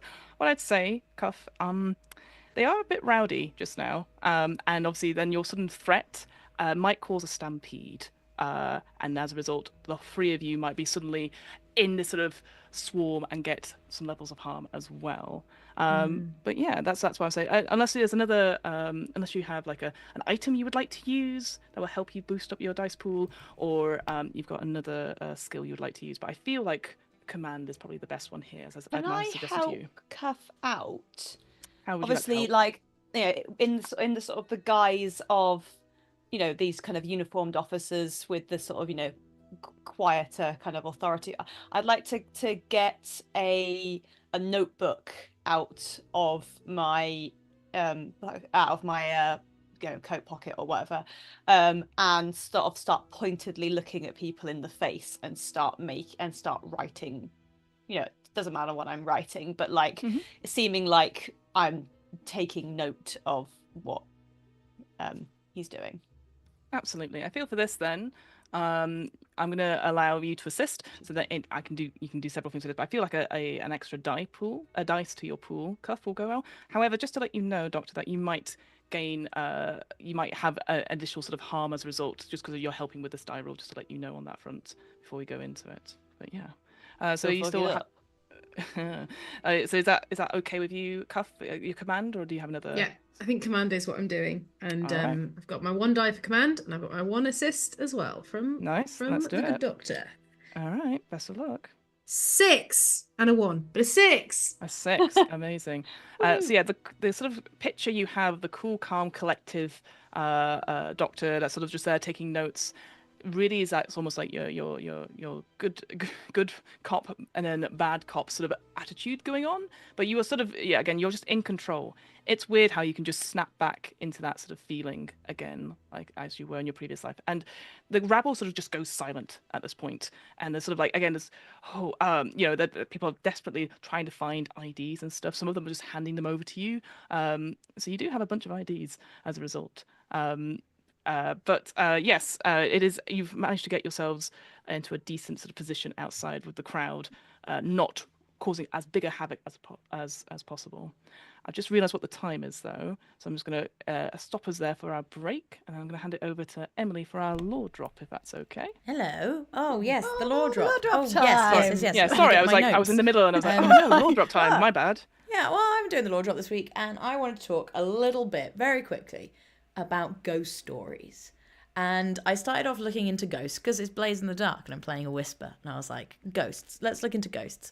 And I looked at some of the sciencey stuff around like scientific explanations for certain ghostly phenomena, which are very interesting and you should look it up. But then I actually just got into a Wikipedia like rabbit hole on ghost stories and like the first mentions of ghosts in various like cultures and like where it came from. And like from in the written word, like back to Mesopotamia, there are mentions of ghosts and spirits. In the Epic of Gilgamesh, which is considered one of the oldest written texts, it speaks about after King Gilgamesh's friend dies, he is visited by a ghost. So it's there, like it's already within culture at that point, and probably even more than culture, I guess. At that stage, it was probably much more a belief maybe than we have today. There are spirits of the dead mentioned in the Odyssey. In the Roman times, that was one of the earliest examples we think of haunted houses being used in literature. So there is a letter from Pliny the Younger, and he sort of tells of, hang on, let me just read this again because I wrote this earlier. That was it. And yeah, someone rents a house and says this house is haunted by spirits and, you know, this one particular location. And that seems to be the first reference of like a location being haunted as opposed to spirits just sort of being around. But then in Roman times, there's also a play called Mostellaria, which can be translated as the ghost house. And it's a comedy where basically this kid, his parents go away for the weekend, I'm paraphrasing, he has a big party, and when he comes back to hide the party, he's like, oh, you can't go in there, it's haunted, and stops his parents from going in the house because it's haunted. And that is the story. It's not haunted, so that's a lie about it being haunted. Oh, okay. Yeah, he makes that up. I knew that. I got yeah, it. yeah, yeah. So I was reading about all these things, but then the thing that really grabbed me was, again, from ancient Mesopotamia, so way, way back when, we're talking like 2000 to 8000 BC, so 8000 to 2000 BC. They think they have the first drawing or depiction physically of a ghost. And basically hidden in the depths of where else but the British Museum, they found this like little cuneiform tablet, so sort of ancient writings. And on one side there was all this writing, and that was what they were all focusing on. And it seemed to be about like exorcism and how to rid themselves of ghosts and things like that. But they turned it over and started looking at it properly in sort of like, I think it was only sort of about 5 years ago. And they found there's these like markings on the back, and they realised they are drawings of a ghost and someone leading the ghost to the afterlife. And I'm going to put a picture of it up on stream now. You can't really see it. You can maybe see it. The rest of you, you'll have to click onto the stream, and there will be a delay. But 20 seconds, let's go. Yeah, you got 20 seconds, 30 seconds. If I make it a bit bigger, you can see there's a person on the left. And if I just bring this up, you should be able to see that where they've actually highlighted what they look like. So the one at the back with the beard, that is Ghost Man. And the story supposedly is that this guy was really into women. And the only way this spirit would leave was if they got like a woman to drag him to the afterlife, to the point that on the back of the tablet, what it talks about is how you have to get these two figures together. So the way to exorcise this ghost is to get a little mini statue of a man, a little mini statue of a woman, and sort of like dress them in particular robes, and put them out, and then sort of let me get the name of the god that you have to say the name of. Where's the bigger thing? I think it's Shamash. And yeah, only the first few words of the spell that it was survive, which is Shamash, Lord of the Broad, and that's where it. And like Shamash, Lord of the Broad. That's what it says. And Shamash was the ancient Mesopotamian sun god, and was sort of like a divine judge and associated with bringing people to the underworld, which sort of makes sense as to why he would be there. But yeah, this is like an old exorcism tablet, which was probably in this like magician's library from like a long time ago. But people were talking about ghosts and like drawing them, and and they think that is the oldest drawing of a ghost. So there you go. That's nice. I like that person's like unfinished business was just, I really like women. That's kind of no, I didn't. Women, no. The man is a restless spirit who liked the ladies. To rid the man's family of his ghost, Nexus conjured a female partner whose job was to take him down to the underworld. Same. I mean, that seems like a good goal. Right? Yeah. Like, if I'm going to be a ghost, you're going to have to conjure somebody to like drag me down to the depths. drag me That's there. the Oh only no. way. Imagine getting that job and turning up and being like, I'm doing what today? Okay, all right. Sure. Oh god, yeah. Sure, oh God, you've not just asked nicely. No, all right, okay, I'll do Take it. a ghost to dinner first. Yeah, exactly. Yeah. And I just thought it was interesting, like that Roman thing of like it being a comedy and it being a joke about a haunted house already, like in Roman times. I just thought it's just So great. funny. And People love haunted. So I worked at a haunted house for like 3 years. Because What people were love you in the love haunted getting house? scared. Well, was I? Most of the time, what I was known for was being this really creepy doll. yeah. Wow. Actually, There you go. there you go. Yeah, I'll send you a photo. It'll freak you out. Yeah. My jaw yes. came off. My jaw came off, and like I had like weird mottled flesh underneath, and it was pretty messed up. It was cool. pretty I messed up. cannot think of anything I'd like to do less than go around a haunted house. Oh yeah, I mean, I would never go through one myself. I've never been a customer. I've only worked in them. I think I would I would happily work in one, but I think going through one sounds awful. Someone When I come was- with me Yeah. to a haunted house, No, guys. thank you. Come on. When I was a child, I went on like a ghost train in Bridlington, which is a seaside town in North Yorkshire, Bridlington Little Fair. And me and my younger sibling, who's a couple of years younger than me, were put on it about the ages of like probably 5 and 3. And the train car came out of the ghost train and we were not in it. And my mum thought it was a joke. Like, ha ha ha, where are my children? But I had gotten so scared in the ghost train that I had climbed into the bottom of the train, like underneath where you sit.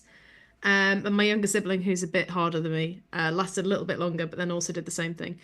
And you were we in were there. hiding. You were just we were hiding. in there, but we wouldn't come out because we were too scared. And it freaked the guy who was running the ghost train out because That's he thought he'd great. lost 2 children. Oh my gosh. Yeah. That would, I mean, if you were running that ride, you would, like, that's stomach dropping out your ass moment, isn't Yeah. it? Where you're My like, life is over. oh, well, Just- I'm I mean- going to jail. Like, I'm done. Yeah. I lost 2 human Can you children. see a little bit of it? Hold on. Oh my Oh God, my Josephine. God, Josephine. That is terrifying. That is Terrifying. terrifying. It was That's great. I had you. Very like cool. chains, Very cool. and I would like because I would scare people as they were waiting in line outside, so I'd kind very of like cool. walk around like So like I was that's- I was broken. expecting The a chains vaguely thing. Josephine-looking doll. Yeah. So Yeah, like I a was beautiful. No. No. No. There was no part of me visible. It was great. No. Very And cool. the chains thing, that is in the Romans. They think they first was had the it? mention of the chains, thing with which the was the chains. letter from Pliny the Younger, I said. Yeah, because on the first... Hang on, let me see this. Let me Why the read. chains? He sees an apparition beckoning him to follow him into a courtyard where the ghost disappears. The next day, he has the spot excavated and finds human bones bound in chains. And after giving them a proper burial, that's when it all ends and things. Yeah. So, And then I turned into that. Oh, Inside. no. Very cool. It was like more Love that. robotic and had lights and stuff, but oh my similar. gosh. Just the The upgrade. costume and makeup is amazing. Yeah. It's incredible. Very cool. Thank you. My now husband and I made it. That's Oh, met at the yeah, haunted that's very cool. A meet cute. A Yeah, meet very cute. very meat cute, right? An actual meat cute. Yeah. Right, let's have a break. We will be Yes. back shortly. Thank you all so much for sharing your spooky stories. People in chat, put your spooky stories in chat. We want to hear. Have you ever worked in a haunted house? Have you ever been lost in a haunted house? Have you seen a ghost? Yeah. Have you ever you seen a ghost? forged chains I've in seen a life by ghost. your I've acts of seen 2 greed? ghosts. You've seen 2 ghosts? Yeah. Yeah. Yeah. Oh man. Okay, right. Hang on. We're gonna go to a break. We're gonna talk about this. Holly, you can tell the story later if you want. Oh yeah. Right. No, only to you guys. Only to us. They Yeah, don't you get don't it. get to find out. Right. See you in a few minutes. Goodbye, everyone. Thanks for being here. Bye.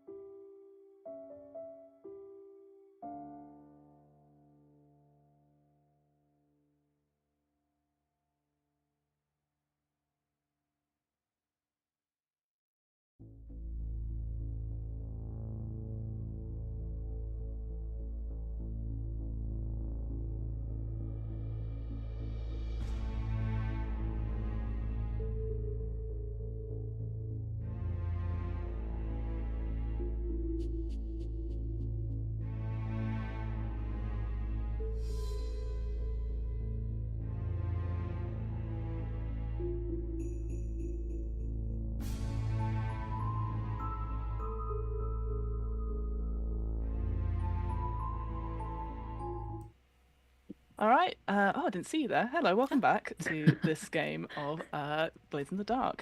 So far, No, had... wait, please pause. Okay, no, you're fine. I just deleted the whole scene that we were in rather than the picture of the tablet that I was trying to delete. That was very bad for a second. We're back now, though. It's fine. Okay. You didn't see any of that. We'll cut the video here. Perfectly, yes. Well, you didn't see any of that. What a shame. That is an incredible image that Emily put up there of ghosts and whatnot. But welcome back to this game of Blood and Fog, a Blades in the Dark story, where our wonderful Harriers have been have had a proposal put to them by a newcomer on behalf of the race, one Sugar, who has asked them to help out with a little problem that will affect both not only the race but also the Harriers themselves. That a new team of vice dealers have appeared on the streets of Silkshore, the Branch twins, who seem to be dealing quite publicly out in the open in their shop, the Cloister. And it seems like whatever they've got, whatever product is, it's really starting to take an edge on the market. And so the proposal is to deal with the twins in some way, and they've opted for deception. And whether that's taking the product from them or getting rid of it in some way, it's up to the players. But so far, we know we have one person that's inside the establishment. That is Sugar, who's managed to slip in before the full force of this, these black coats and the doctor have sort of come up and started questioning and sort of searching the punters about to go in. And around another corner, we have the doll ready and waiting as her version of a spirit warden. I'm sure nothing can go wrong at this point. We're going to go... just called the actual black coats on them. Have them actually raid it and just come in and swept up. But we didn't. Let's go inside the cloister as well. As Sugar sort of ushered in, you get that this shop itself, as you look at it, it has been clearly at some point it was quite a low ceiling and stuff. Maybe you go down some stairs and stuff. Like clearly was like almost like a terraced house in some way. But the floors have been taken apart and sort of almost made into almost like a chapel-esque type thing. We've got those huge sort of arches and stuff. And the whole place, after you sort of go down a couple of corridors, opens out into a big open space. And there seems to be a number of pews sort of put around on the side. And each pew has what looks like a gramophone next to it, with a sort of like this sort of big sort of brass sort of trumpet and a collection of weirdly these sort of like look like cylinders, but then there's also some discs as well, sort of interesting discs. And you can see that each punter is sort of led to a particular pew and is asked to sort of lie down, and they are given a really interesting sort of contraption. As they sort of hold it up, it looks like two cups essentially on a sort of big sort of not string, but like sort of a piece of leather of some sort, and they're encouraged to put it over their own ears. And an assistant will sort of like indicate for them to sort of sit down and move the needle of the gramophone to press go on the actual disc or the actual cylinder as it moves. And instantly you can see these punters, as they sort of listen to whatever they're sort of hearing, sort of go into almost like a dreamlike state and sort of listen. And you see across from you, there's a couple of other people, some of them again more in a sort of sleepy state, some of them are actually up and they're sort of moving and jiving across like areas. Some of them bump into each other, others not. But the music itself, there's like a gentle sort of like hum over it. And you realize that maybe what was being heard on the outside is sort of covering the sound of lots of people sort of moving and jiving about in this sort of, well, a silent disco of some sort. Yep. Are the twins coming to the door? Are they like, has anyone gone to get them? You are left to the front at now, so this is why you're sort of seeing it. And you can see that a couple of assistants are sort of going hurriedly to what looks like some people at the back that you can't see. But I'll give you a moment to see if you would like to do anything in this moment as you're left unattended by inexperienced shop assistants. Yeah. Well, honestly, I'd love to just employ a flashback at this point. Let's do it. What are we flashbacking to? I'd like to flash back to maybe a week back at the Pleasure Tavern Smoke Shop, where I like to spend a lot of time. We don't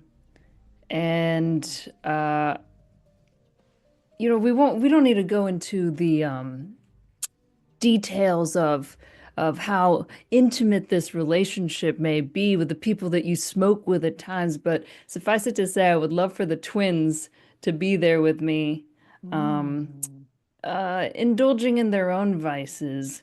I know how to scratch the twins' itches. I know what they like, and we have established a repertoire. We have a very good relationship. That is what I would like to establish in this flashback. Incredible. I love that. Yes. So from your sort of brief sort of like what's it called? Sort of not reconnaissance, but like reconnaissance. There you go, reconnaissance. Yes, you've met the twins. We've got Layella and we've got Laurent Branch, a sort of sister and brother. Not identical, but they are Layella twins. and Laurent. Yeah, basically wanted to wine and dine him. Yeah, you can tell that Laurent is sort of definitely the one that's more of the host of operation, has a head for numbers and stuff. Again, you got sort of switched back hair, tiny little mustache, but is sort of like engaging and sort of very much hanging on in every word. And Layella, she is more, again, more the logistics side of it, sort of like getting to and from with the product and stuff. But I'm not here to talk about business. It's just to get a social aspect on it. And yeah, what I'd say with that flashback, I'm going to give you 2 stress, if that's okay. Yeah. You can see like the assistant is sort of like making their way through that, and it's sort of like, oh, you've got someone, and instantly it's like, oh, my friend, and instantly Laurent sort of comes over and goes, oh, Layella's just out at the back just now, good friend, but how are you? Oh, no, don't trouble yourself. I just, look, I wanted to come congratulate you on this incredible opening. But also something a little more urgent. I just want you to know there are some Blackcoats heading in here. They seem to be with their captain as well as with them. Do you have what you need in order here? If not, I mean, you know how I am. I happen to have a very good, well-established relationship with this particular captain, if you understand what I'm saying. I'm sure you know the kind of relationship I'm talking about. If you need any help, just say the word. I'd be happy to guide them through. You can see, again, his eyes sort of go a little bit wide at the mention of sort of black coats appearing and stuff, but you're sort of smoothing over, and with that sort of previous relationship, he's like, oh, good friend indeed, my friend. Yes, of course. We've got all the documents in order, but you know how these inspections go. You never know sure what nose is going to put out a joint and whatnot. But yes, please, if you're able to smooth things over. Are they here now? Should I set up an office or something? They're about to arrive. You know, they like to be coddled. They probably would like, some free samples. I assume that's how I've dealt with them in the past. Free samples, yes. Maybe a private booth. We can get them in there. That would probably be very amenable. I'd be happy to make the introductions though, so things go as smoothly as possible. You don't want people freaking out outside. They're a little spooked. That'll be terrible for business. Exactly. Sure. Mm-hmm. Okay. Well, and he sort of like clicks his fingers, and various assistants sort of look up, because again, the clicking of the fingers you can sort of hear over even the sort of shuffle of bodies and stuff. And he's we private booth. We have company coming in. And sort of indicates for you to go ahead into the booth itself. We sort of go back to the outside of this the sort of pat down of various individuals happening. I just want to check in with Ware, just making sure that you've got a chance to do something if you would like to. You are on mute first, that's the thing. No, we're just sort of going along with it, trying to, be, suitably differential to the good doctor, but then he usually is, so that kind of works. And just kind of looking impressed at Cuff, who's really, embodying the character, and Ware feels a little bit like this coat isn't doing it for me, It's not it's not tailored for me. If I could have worn one of my coats, but so he's just like feeling a little bit less suave than he would like. Less suave. Okay, that's fair enough. The Should door I sort of go out to get that? Like, do you think it would be like? Would the agreement be like, I should go get them away from your customers, bring them inside type of thing, or did Laurent want to handle that himself? I think Laurent does look a bit shaken, and if you offer to go with him, or to go out, it's like, yes, of course, I will introduce them in and make sure smooth over any cracks and stuff, and dot some I's and cross some T's and all that sort of thing. Yes, lead on. We'll make sure the booth is up. You lead sort of ahead, and the door opens again, and you can see the three of you see this individual sort of again, maybe a little bit shorter than Sugar, but that sort of swept back hair and little moustache. And you can say, folks, thank you for so much for visiting the cloister. I hear you are here to do a sort of a routine inspection. No need for alarm. It's all part of the course. He sort of like talks to the other punters in the crowd, and sort of then ushers the three of you in, leaving the doll outside in their spirit warden outfit. She's fine for now. Excellent. We'll move the action to the booth itself. Again, all the four of you inside are sort of sat in this sort of, again, I say booth, they've sort of arranged some curtains to be around you, these sort of like sort of red velvet sort of curtains that sort of pulled ahead, and so the sound of bodies shuffling, which you've all seen, by the way, these individuals either lying stretched out on pews or sort of dancing to their own internal, I don't know, music of some sort, and you sort of put here, and you can see there's like a gramophone there as well, a couple of chairs and whatnot. The offerings of various beverages as well. We've got sort of ice water and teas and whatnot. And Lawrence sort of introduces himself to you all as one of the twins, as sort of one of the creative directors here at the cloister. I understand that, we weren't expecting an inspection so soon. Otherwise, Layela would have all the documents out there. But I'm very, very, very happy to accommodate the coats. And sort of looks to you all. Right. Well, I'm sure that they want to also enjoy the product, see what it is that you're offering to the clientele. I can make sure that they have a good time while they're here, Laurent. You're so kind, friend. Yes, and again, sort of clicks his fingers, and a small a box sort of comes in, like someone comes in, puts it on a little table in front, and like again, wooden box, sort of the size, maybe about like a foot in length and size, and sort of opens it up, and inside you can see these sort of like phonograph records essentially that get pulled out, and you can see on them that again they're pulled out of like little sleeves as well. Some of the have unusual sort of like imprints on it, like sort of grooves. And he goes, yes, well, we have acquired some interesting new ways of preserving live music, and means that we can hear back songs that move and changes, and as you can see, we've got quite popular as a result. Do you care for a jazz or maybe a string quartet? Sort of like starts to look through. A free sample, of course. Captain, what's your preference here? I'm partial to a quartet, a piano trio, perhaps. Piano trio. Well, maybe this, and it again pulls out a disc of some sort, and sort of like again puts it on the sort of the phonograph gramophone player. You will have to wear some of these sort of well, colloquially call them cans, but just to keep the music within your own sort of place, so that you don't disturb people. We did try first to have sort of anyone having music on, but we found that was really disrespectful for etiquette, certainly in public places. Please, and offers you, the doctor, a pair of cans to put on, if you would like.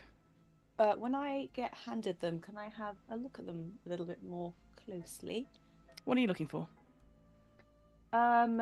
Anything, obviously, because these people have had effects that are not conducive to just listening to some music for a bit. So I'm looking out for anything which might indicate that something other than music is going to be, if there's any hidden compartments or anything that makes these not look like headphones. I would say, again, they look like this weird word you said, headphones. But if you want to properly look into them, you might need to tinker, sort of to fiddle with it, perhaps. Is what I'm going to suggest to you in terms of the skill you're going to use, unless you can convince me to use something else. What have you got in tinker? What have you got in tinker? Let's go with tinker. And I would say as well, is there any equipment you'd like to use? Like again, just trying to make sure you get enough for your bargain if you're looking for stuff. I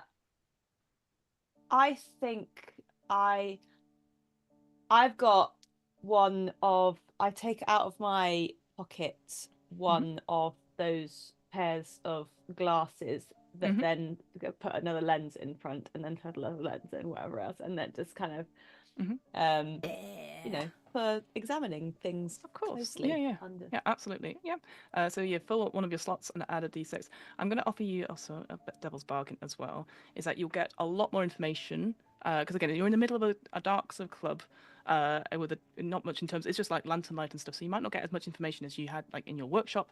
I'll give you a devil's bargain that you'll get more information, but the bargain is, so that's a greater effect, but the bargain is that you will put on the headphones and you will get a new vice, which is addicted to music. You don't have to take it, but you'll get more information if you do. Take it. Yeah, why not? Sounds good. All right, you're going to get more content. So how many dice are I've you rolling got just 4 now? more episodes to try and survive a music addiction. I think the pleasure barge has just got a lot louder. Yeah. That's a 2, a 3, and a 6. 6. Amazing. Fantastic. So mark down your new vice of addicted to music. Well, indeed. And as you're looking through it, and again, the others will see this as well. The headphones themselves, there's nothing particularly. The cans. The cans themselves don't particularly look like they've got anything inscribed under them or any sort of like hidden needles or injections and stuff like that. But it's as you put them on, you can feel them slowly close around your ears, indicating sort of full isolation, almost sort of soundproof in a way. And before you are able to sort of interpret anything else from it, you can see Lawrence sort of moves the gramophone, and the most incredible piece of music starts to play. You can hear like 2 pianos almost like dueling in a sense, and they're playing sort of grand up and down things, and you can almost visualize it as well. The music, as it goes through your mind, it's almost as if you're there in constant. Like, yes, you can hear like the little pops and static as it goes round, but it is quite something. And before you know it, like it's the end of the track, you can just hear the sort of turning of the thing. So you don't think there's anything necessarily about the cans themselves, but it's these cylinders, it's these discs that capture a moment in time so perfectly.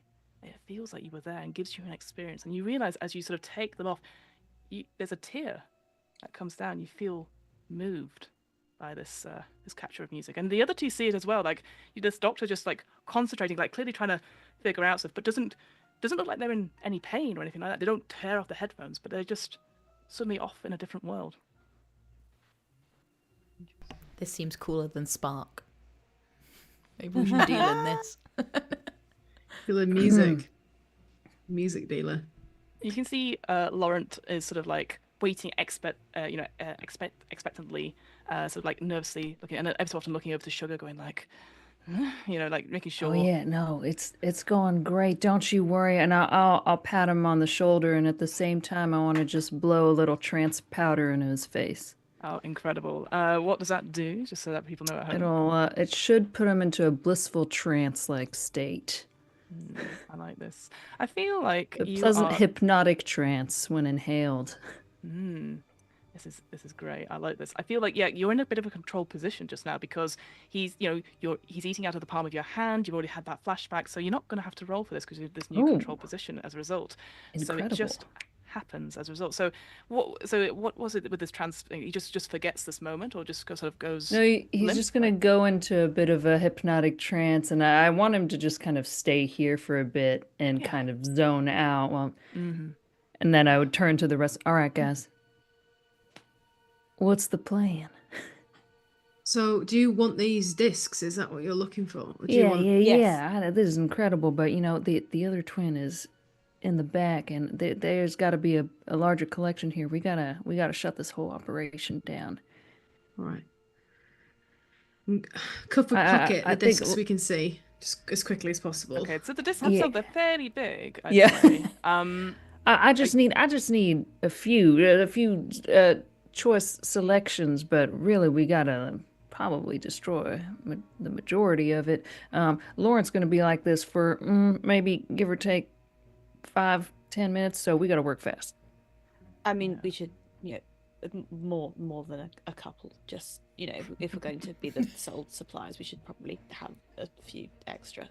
I'm sorry, you're trying to become the supply. Oh, you're just changing the deal on the fly here, are we? The royal we, obviously. We. Okay, I'm gonna take some of these and stick them in a like a sleeve on my back inside my jacket. Yeah, you've got like an LP sleeve. An LP sleeve. So cool. Built in. What I'd say to Cuff, so you say you're going to have some. What I'd say is, if you don't necessarily have any bags or anything on you, but what I'd say is that you would take up one of your slots for like a good handful of these things if you wish to have it. Obviously, if you take say more than double digits, maybe 2 slots, etc. So that's why I just want to let you know is that it will take up one of your slots if you're going to. That's fine by me. I came conspicuously loaded. Oh, so suddenly all these things. Amazing. I'm also going to take some, and I came discreetly loaded, so I am already half. So, yeah, the half of it is like all right. taken account of. I can't wait. And again, I'm just already seeing this moment where you're having a showdown and you're just throwing discs at each other. That's all I'm seeing just now in terms of equipment. The pretties. I know. And yeah, as you're going through and you're picking up these LPs, it's these discs, the cylinders, you notice on them that some of them have like writing and pictures. There's a couple, like, again, some of them are typically they are black in color, these sort of discs, but also you have like ones that seem a bit more multicolored, and there's some like reds and oranges and like clearly more custom made for particular things. So these are quite valuable as sort of assets. Yes. Oh, go for it. May I flashback? Ooh, what are we flashing back to? So I've obviously been planning a bell heist on the side. Have you now? Yeah, yeah. All right. Bells being big, heavy things. I needed to plan a way to get my secret bell stash out. Yeah. But having just heard Harrison saying like we should definitely take some discs, I'm like, oh right, Harrison wants the word discs. Sure, okay. I have previously come to this location, skulked in alleyways nearby, and found what it was essentially a skip, a sort of box that isn't so easy to look into, that's kind of full of rubbish, probably made of rubbish. Yeah. And I've just like made sure it's under a window. Somewhere in this building. Now, I haven't been inside the building, so I don't know which window. But someone here is a window, and it's relatively it's got enough rubbish in it that if you dropped a bell out of it, it wouldn't go dong. So I'm getting this. Just so I got this completely right. Yeah. You're flashbacking. Yeah. To basically before bin day. Move a bin. Yeah. To move in. Yes, exactly. Because you're like bin padding. This is you were like cloister bell. Got it. We're gonna take this big bell. Picture of the bell. Yeah. Okay. What else? Yes. Maybe again. Hang on. Let me make this right. I feel like there's a threat in For here. stress. No. Yeah. So much stress. A wanted level. Somebody moved bin day. No. I think there is going to be a threat to this. So I feel like you're flashing back. So you're going to take. Well, let's put it this way. You're going to take 2 stress because of the flashback. So I think I appreciate you going to go and sort of sound out this particular place. The threat, the complication when we get to it, is that bin might not be there because it has been moved back by the trades, the folk that are moving things in. The shipment. Bin day is happening. I'm doing my research to find out when bin day was, because that seemed like too much like hard work. That sounds boring. So... City Council changing bin day, honestly. Yeah. But I feel like maybe as well as like, it could be a way to take some of this product out safely, but also a way for you guys to get out without being hurt as well, like rather than going out front entrance. I think you would surmise that a good place this would be round the back where the warehouse sort of loading thing is, so that there's a place there. So whilst it's basically a way out for you guys as well, and to keep the product out there as well. So yeah, I'll let you have that for sure. But there may be consequences later on if I deem it. We might jump and instantly onto the road and break our legs. That's just don't worry. You've got the product. You'll save your break. You know that's jump on the discs. Okay. What I'd say. Again, going to the dogs. I appreciate you were outside just now. Why am I? Yes, good question. Yeah. What are you? What's going on? You can see that the punters have sort of quietened down from your position where you are. But they seem because they were sort of like interrogated a little bit by Cuff, but then they've sort of been let in. But the punters themselves, they're sort of waiting in line. No one's come to fetch them. It's been about 10 minutes or so. They're still outside. They're all still there. Yes. I have an idea. It seems stupid. Okay, well, we're doing it. Please, can I pull out a bell, but like a hand bell? Mm-hmm. How much is it worth? You don't know. Yeah. You've absolutely. It's not as big as you think. The doll has never shown where the bell. Steal that bell. And she's just going to start ringing it in this alleyway as she takes off the cloak of the thing, and then she's going to pocket the bell and sort of run out of the alleyway and sort of drop the cloak behind her. And then just sort of turn to the punters and go, "They're all coming. You must leave. I think I've stopped the early one." Okay. I don't know why. We play to I find feel out, like don't I we? made a very bad decision dressing as a spirit warden. I don't know and what you're I'm just talking trying about. to There are get no out of bad it. decisions. It no was a bad bad decision. decision. Let's talk about this. So what kind of skill do you think you're using? Are you trying to like command people to run or to sway people? Sway more than command, I would say, probably. Of course. Yeah. So No, yeah, it probably what- is more sway as well, because she's not trying to tell them to run. She's saying that the spirit wardens are coming, and Yes. that she stopped one because she threw her She cloak on the stopped ground. one. Yeah, that's what she Interesting. said. Yeah. Yes. No. I'm just making sure everyone heard that. So we, I think sway works for this. So however many dots you have in sway, 1. I'm gonna give you an extra one because again, you're sort of like you have sort of like had this idea of being a spirit warden. And you're like, wait, I've got one better. I'm gonna give you another threat as well Yeah, on top of that this. seems fair. Because you were ringing a bell. See, the spirit wardens are drawn to certain bells. To indicate that a corpse They're drawn has been to found. bells. Cool. And so I thought they maybe had the bells. That was what I. Okay, great. Yeah, no, carry on. Yep. No. I think that's fine. So you're going to have an extra die as a result. But what I'm going to say is that if you do badly on this particular check, so you've got 2 threats sort of come in, is that if you do badly on this, the spirit wardens will turn up. Sure. And that's not very good for you. No. Hmm. Is it? It's all right for me. Wait, but I thought the spirit wardens hate us, don't they? Don't they hate us? They do hate you. Someone was listening to my prologue. Yeah. Oh no, that'd be. That's all right. It's not going to happen though, is it? No, I don't think it's rolled really gonna well, happen. Emily. I think it's going to do Fine. brilliantly. That's Yeah. fine. Yeah. Cool. Yeah. Let's Oh, roll. no. A 5. Okay, mixed results. So what I'd say is that people do start to scarper. They are sort of like, oh no, spirit wardens, oh no, and you can see people are leaving in their droves, and you suspect that some of them are clutching their spirit bane charms as well. Again, it's sort of superstition about the spirit wardens that they are bad news, but ghosts are worst in a sense. So you're sort of using that to your ability. But what I will say though is that people are going, spirit wardens, and that does capture the attention from outside. And so I will fill in a clock or start a clock for enforcements are arriving shortly. It's going to be a 4-segment clock as a result. 4. Okay, great. And then she will make her way round to the back windows and maybe just check if a bin is in place. And There is a bin. Good. It's in Okay, place. great. Yeah. Comfy bin. she'll just stay near the bin. You'll stay near the bin. Wonderful. Let's go back to the people in the room. You can hear there's the shouts from inside. It's like spirit warden. It starts to the clientele. Some of them coming out of their reverie a little bit.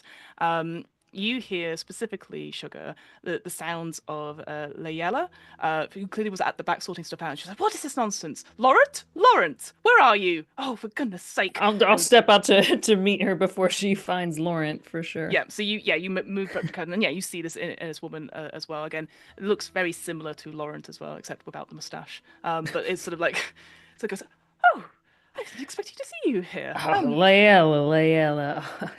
Kiss. Oh, kiss. Yes. Don't worry. You know, there's a new opening. The spirit wardens, they're always going crazy out there. Dead bodies everywhere. Am I right lately? Feels like it.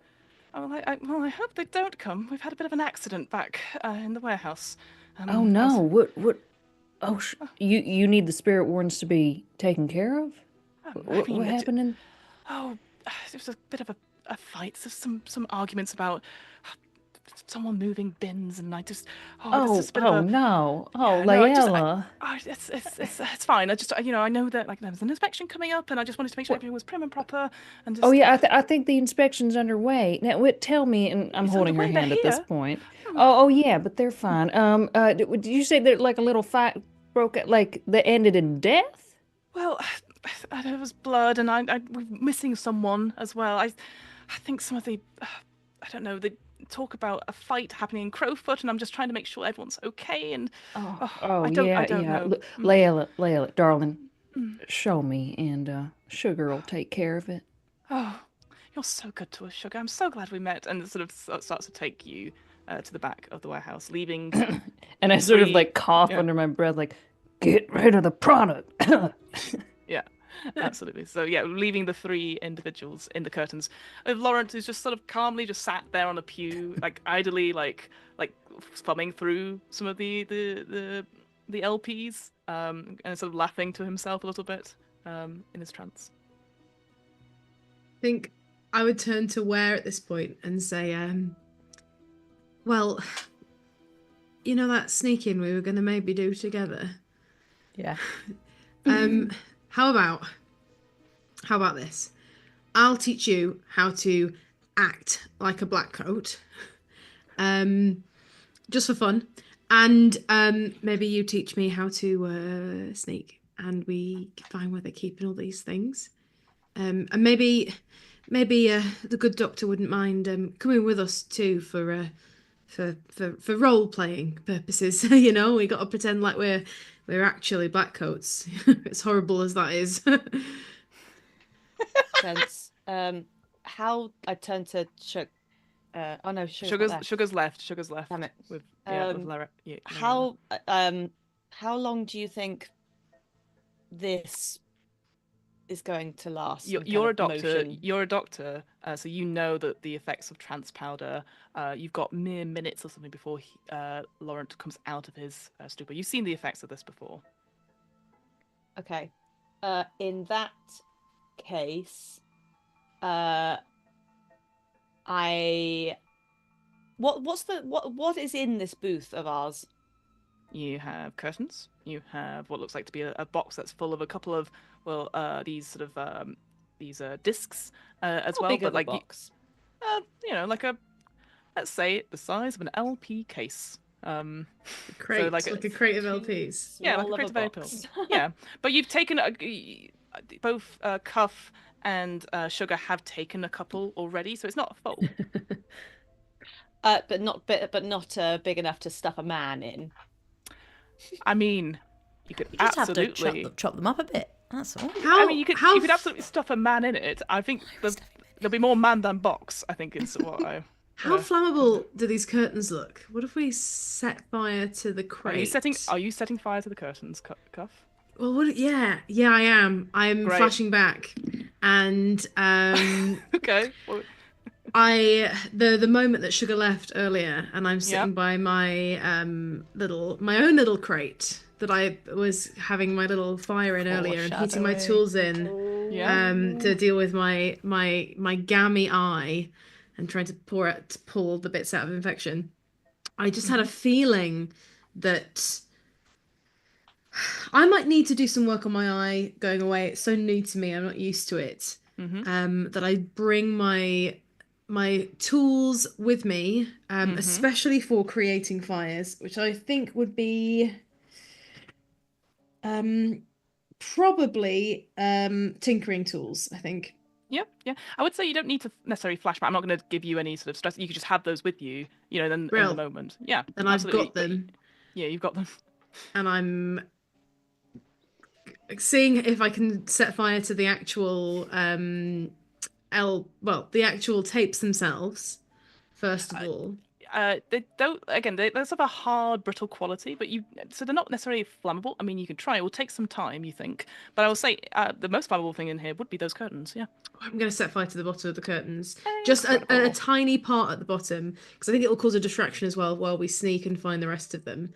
But just in a corner, maybe the corner by our lovely sleeping happy friend. Super. Okay. And I'm going to tranquilize Laurent. Oh, that's very kind. Super. You know when you feel like things are going wrong? You know? This is exactly how it should go. Yes. What I'm going to say, Lou, again, you're in the doctor, you're in a good position. Laurent is sort of away with the proverbial fairies. So again, it's easy enough to, again, if you use up one of your slots, to bring out sort of a quick syringe or a bit of chloroform, perhaps. He sort of just goes, oh, marvelous. And then just falls back a little bit, maybe bashes his head a little bit, but not completely out. So that's fine. So you've got that. Cuff. This is a finesse roll. You're going to try to be dexterous to quote yourself, light a little bit in the corner of this curtain. Yeah, just a little bit, just a bit. The consequence is that if you don't succeed at this, it's not the little bit in the corner. It's the whole curtain is going to go up very quickly, and the whole place will be on fire with quite a number of punters still in the building.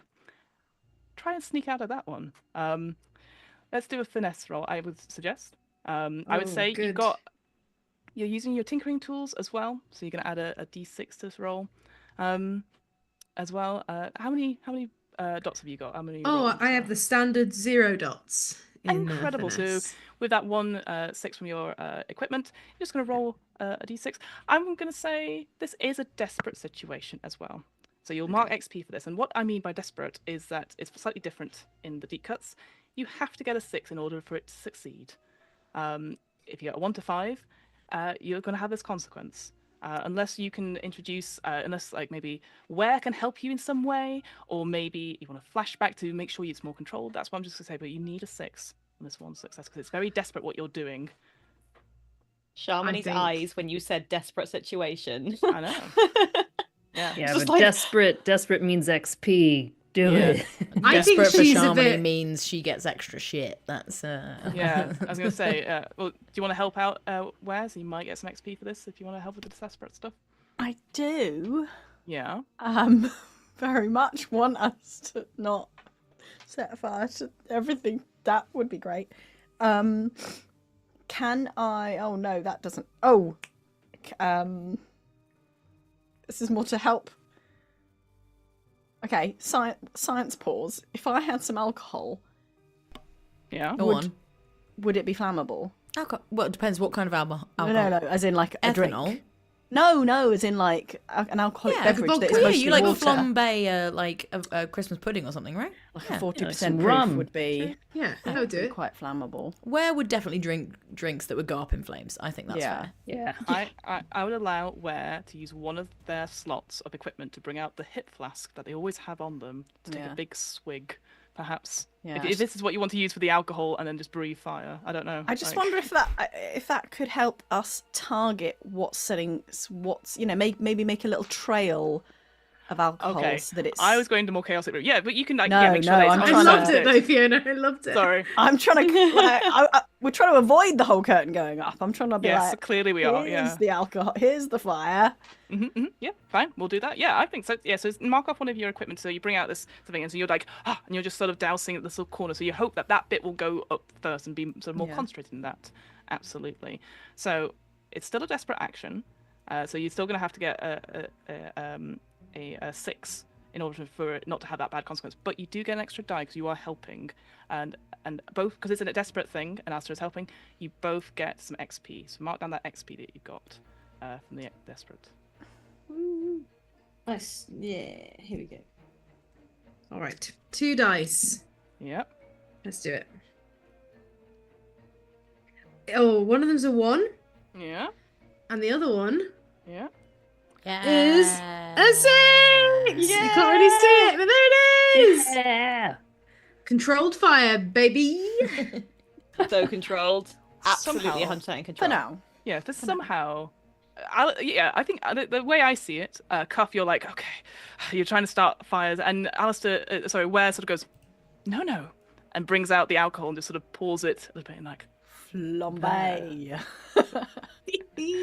and so yeah, this part of the curtain starts to slowly go up, and actually the curtains themselves are a bit moldy as well, so it takes a little bit of time, and actually because of I describe this place as almost like a chapel, and so there's a bit of stone. So there's a little bit of like damp as well in these particular curtains. Again, maybe that's what's keeping the sound in these particular private booths. So it's taking its time to go, but the smoke is starting to come out.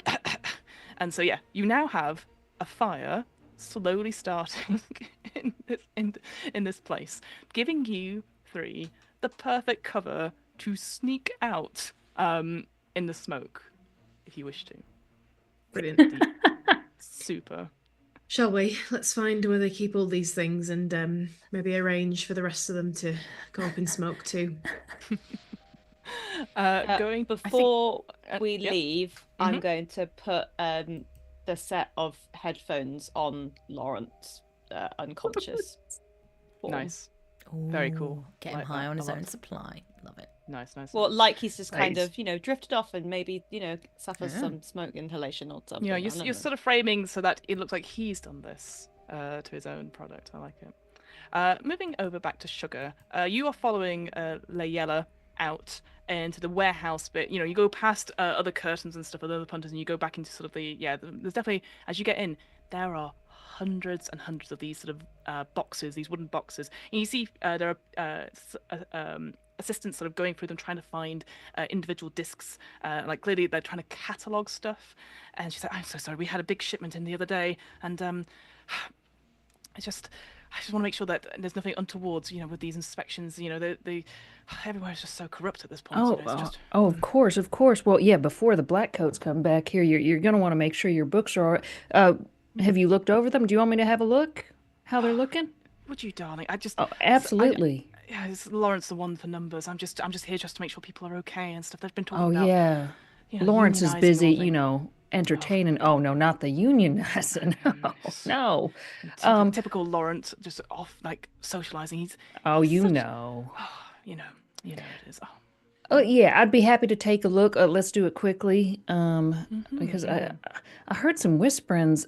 Look, Layla, I don't want to worry you, Yes. but I heard some whisperings. You might have a competing faction trying to come in here on your territory. I swear I recognize someone out there, and we got to be fast. Let me help you. Who did you see? Have you heard of the Harriers? Oh, we had heard a few bits and pieces about them. They apparently sold Spark down at the wrestling pit. Very uncouth. Yeah, but they're yeah. Here. They're here. I swear I saw one of them. I one? can point them out in a second. Yes, sure. Yeah, no, we'll make sure that. Yeah, oh, you know sure. that there's that one kind of like really likes like fine clothing, lots of nice fabrics, has facial hair. I think Yes. goes by where? Oh, yes, we have heard about this individual. She sort of points to like one of the sort of broadsheets, and you can see like there's like a description in the broadsheets. Again, if we zoom in with the camera, it sort of like reenacts what happened at the wrestling pit, and it's just like loaf of bread ? And then maybe like a sketch of where next to it. That's Yeah, bad yeah. news. Yeah, That's it's bad the news if one. they're here. That's clearly they're going to try and take our stuff. All right. I know. Okay, yeah. So we got to work fast. Let me look at the books for you, because you don't want to have trouble on both fronts, both the law and another faction coming in. Okay, if you could, darling, I'll see if I can get some of the boys to come out and just maybe have a quick sweep of the punters, and maybe we'll close it early for the evening if we find them, Right. and deal with them of our own way. Thank you, darling. Indeed. Yeah, of course. Anytime. There's a kiss, and Kiss. kiss, and leaves. Yeah. My leaves you goal alone. is to obviously pocket whatever ledgers I come across. Absolutely. This feels to me like either a study or a study or a survey.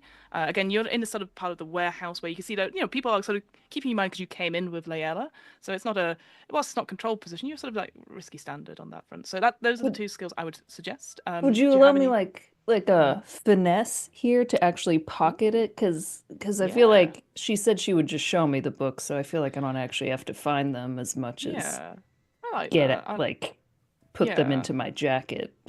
Yeah, it's a simple thing. Like you think it can be a big ledger of some sort. Yeah, I'd let you have finesse. That sounds good to me. So yeah, roll your finesse for me, please.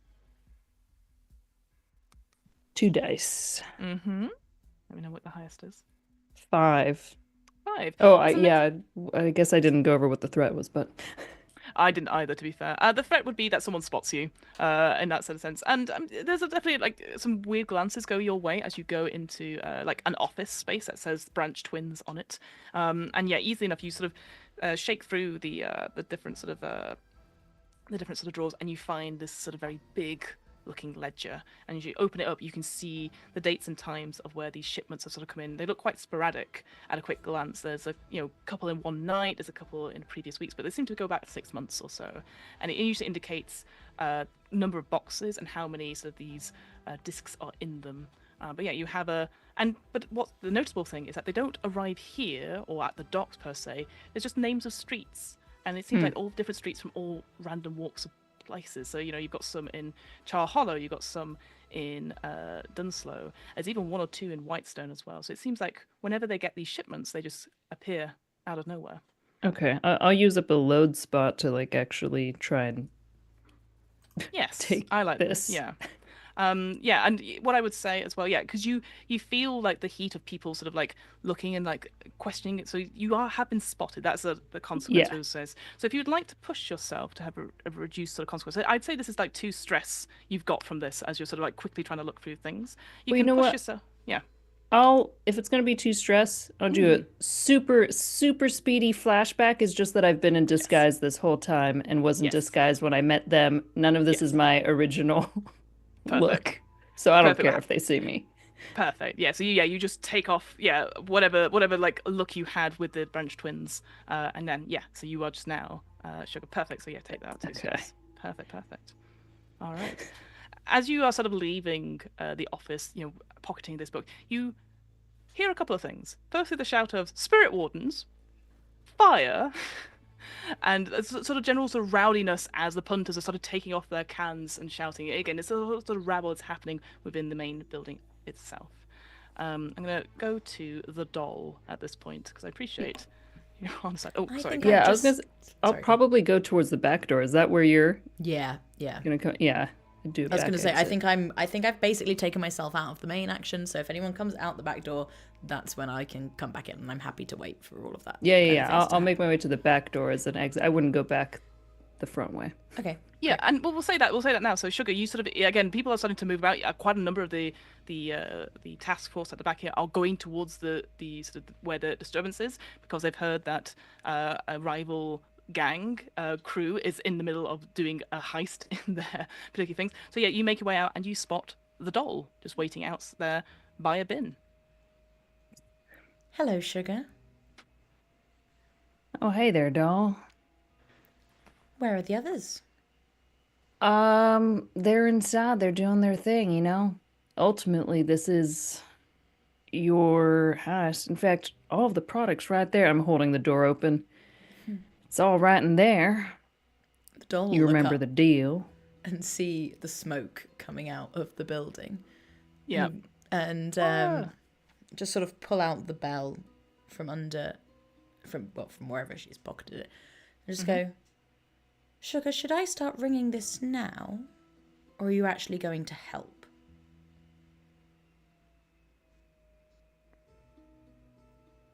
The spirit wardens, if they came here, is that what you're trying to... What would that accomplish? You want that? I mean, I don't know. They might put out the fire. We need this fire to go. Honestly, it doesn't look... I don't know how much smoke that is. I don't know if that's going to take the whole place down. Wouldn't that be what you wanted? Yeah, it'd be great if it spread. I'm sure they can see to that. Tell me, what do you know about demons, Sugar? Well, we all got them, right? In a way, yes. Look, I love my team. Can I tell if that's a lie or not? Is that a lie? It loves me. I have an ability that I can always tell when someone is lying to me. What did I say? That you love your team. Your team. Is it true? There's a truth in it. And I think if you can always tell. The doll is connected to the team, and there are probably individuals that they care about in the team, but maybe not entirely. And I might need the Wraith's help on something, and I do not believe that my friends have the ability to help me with it. Oh, I see. And you're being truthful in this? And she's being very truthful on that. Okay, well, look, your friend might be in a bit of a pickle in there. Okay. If you complete this job, I'm sure we can come to an arrangement. That sounds just lovely. And she'll pocket the belt and she'll walk inside. Incredible. Great. I feel like I dip out. Yeah, you take a moment seeing the door swish behind the doll, and you just maybe get your pipe, light it yourself. Yeah. Below the smoke, and as smoke disappears, you've gone. Interesting. So, let's go to inside the cloister, where, let's say, there's definitely a lot of smoke happening. The smell of burning fabric is happening, and I believe the sort of plan in all this like confusion and shouts of people sort of like screaming suddenly, again, that sort of thing where the lantern light is sort of like dipping and you have those shadows on it, is to sneak out. Yes. Well, I think we need to set fire to the warehouse first. So this was just the starting fire. We're starting to get people leaving. You're creating more fire. The aim is to find where the main thingy things are stored, or all the discs are stored where they're coming in. Yeah. I think the doctor will probably want to like look through boring paperwork to find out where they're getting them from, so that maybe we can get more. And I would also like to, on the way, because obviously there's the ones that are in use right now. Yeah. So I would like to dance around, metaphorically speaking. No. I saw movement. No, that was actual. I would like dancing to there. literally dance around the main silent disco room and yoink all the cylinders that are out right now, and end up with, you know, if there's any people here, I'm yoinking their cylinder, bugger off you. I'm ending up with like piles of these discs that I would like to at some point throw out of the window. I love it. I would say that this is your focus. We'll come to the other two in a second. I think, you're like, product. We need product.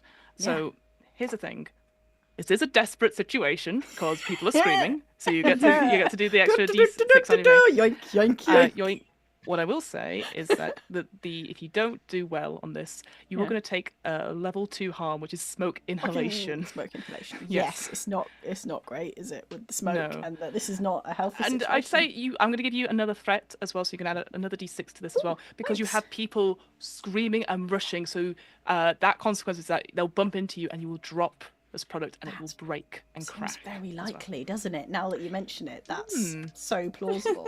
But it's fine. You're dancing away. I'm dancing. Can I use finesse because I'm dancing? I feel finesse works because it's almost like you're doing like a movement. You know, like a song. Maybe one of the cans gets unplugged from a gramophone, and we just hear a snatch of something akin to the Scissor Sisters, you know, dancing around, and you sort of like dance in time, like some sort of weird Doctor Who moment.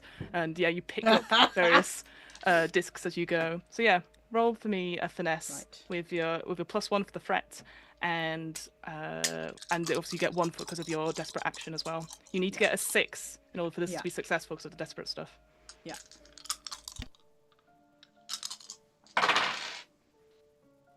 1 6. 1 6. What's the next highest one? 4. 1 2 4 Fantastic. 6.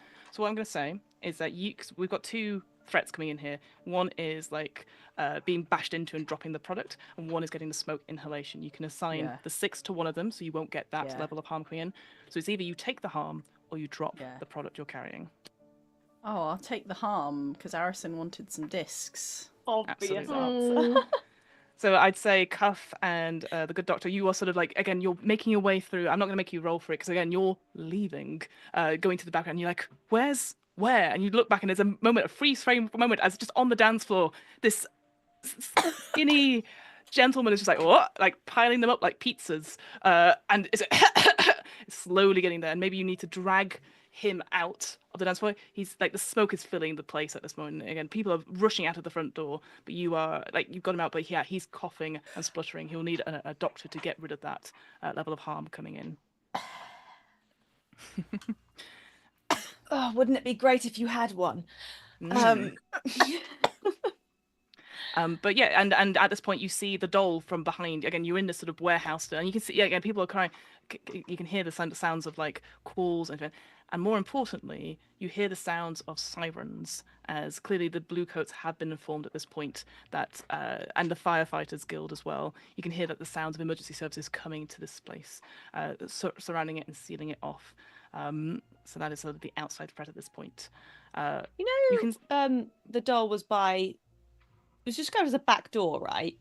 Is this like a docking bay? Yeah. It's like, is this where trucks would come in and things like that? I'm just wondering, like, I know that in lots of places that, you know, actually have deliveries and stuff, they have like shipping manifests on clipboards pumped up by the entrance ways and things like that. Is there anything like that we can kind of grab on our way out? I say, like, the way you've come out, again, what it sort of, in my head, is you sort of come out to a little bit of a platform, you see the doll further down, and yeah, you can see that there is like a couple of like papers and stuff that's stuck around. It's not like full manifest, but you can see there's like a little bit of information, essentially more sort of a capture of the moment of the previous shipment, not as fully detailed as Sugar has got just now, but you definitely can pick up one or two of those things if you're looking for them. Yeah, but you can see the doll. So again, from your position up there, is there as she sort of comes in, as looking up at you, so you've all sort of within the same area at this point.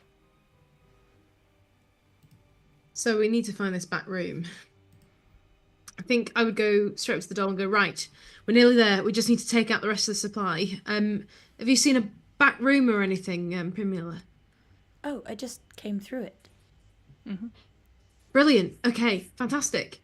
I'm going to march into there and I'm going to unpack the huge amount of demolition tools I brought with me. You kept them very well hidden. Did you, though? Are they heavy? They're heavy.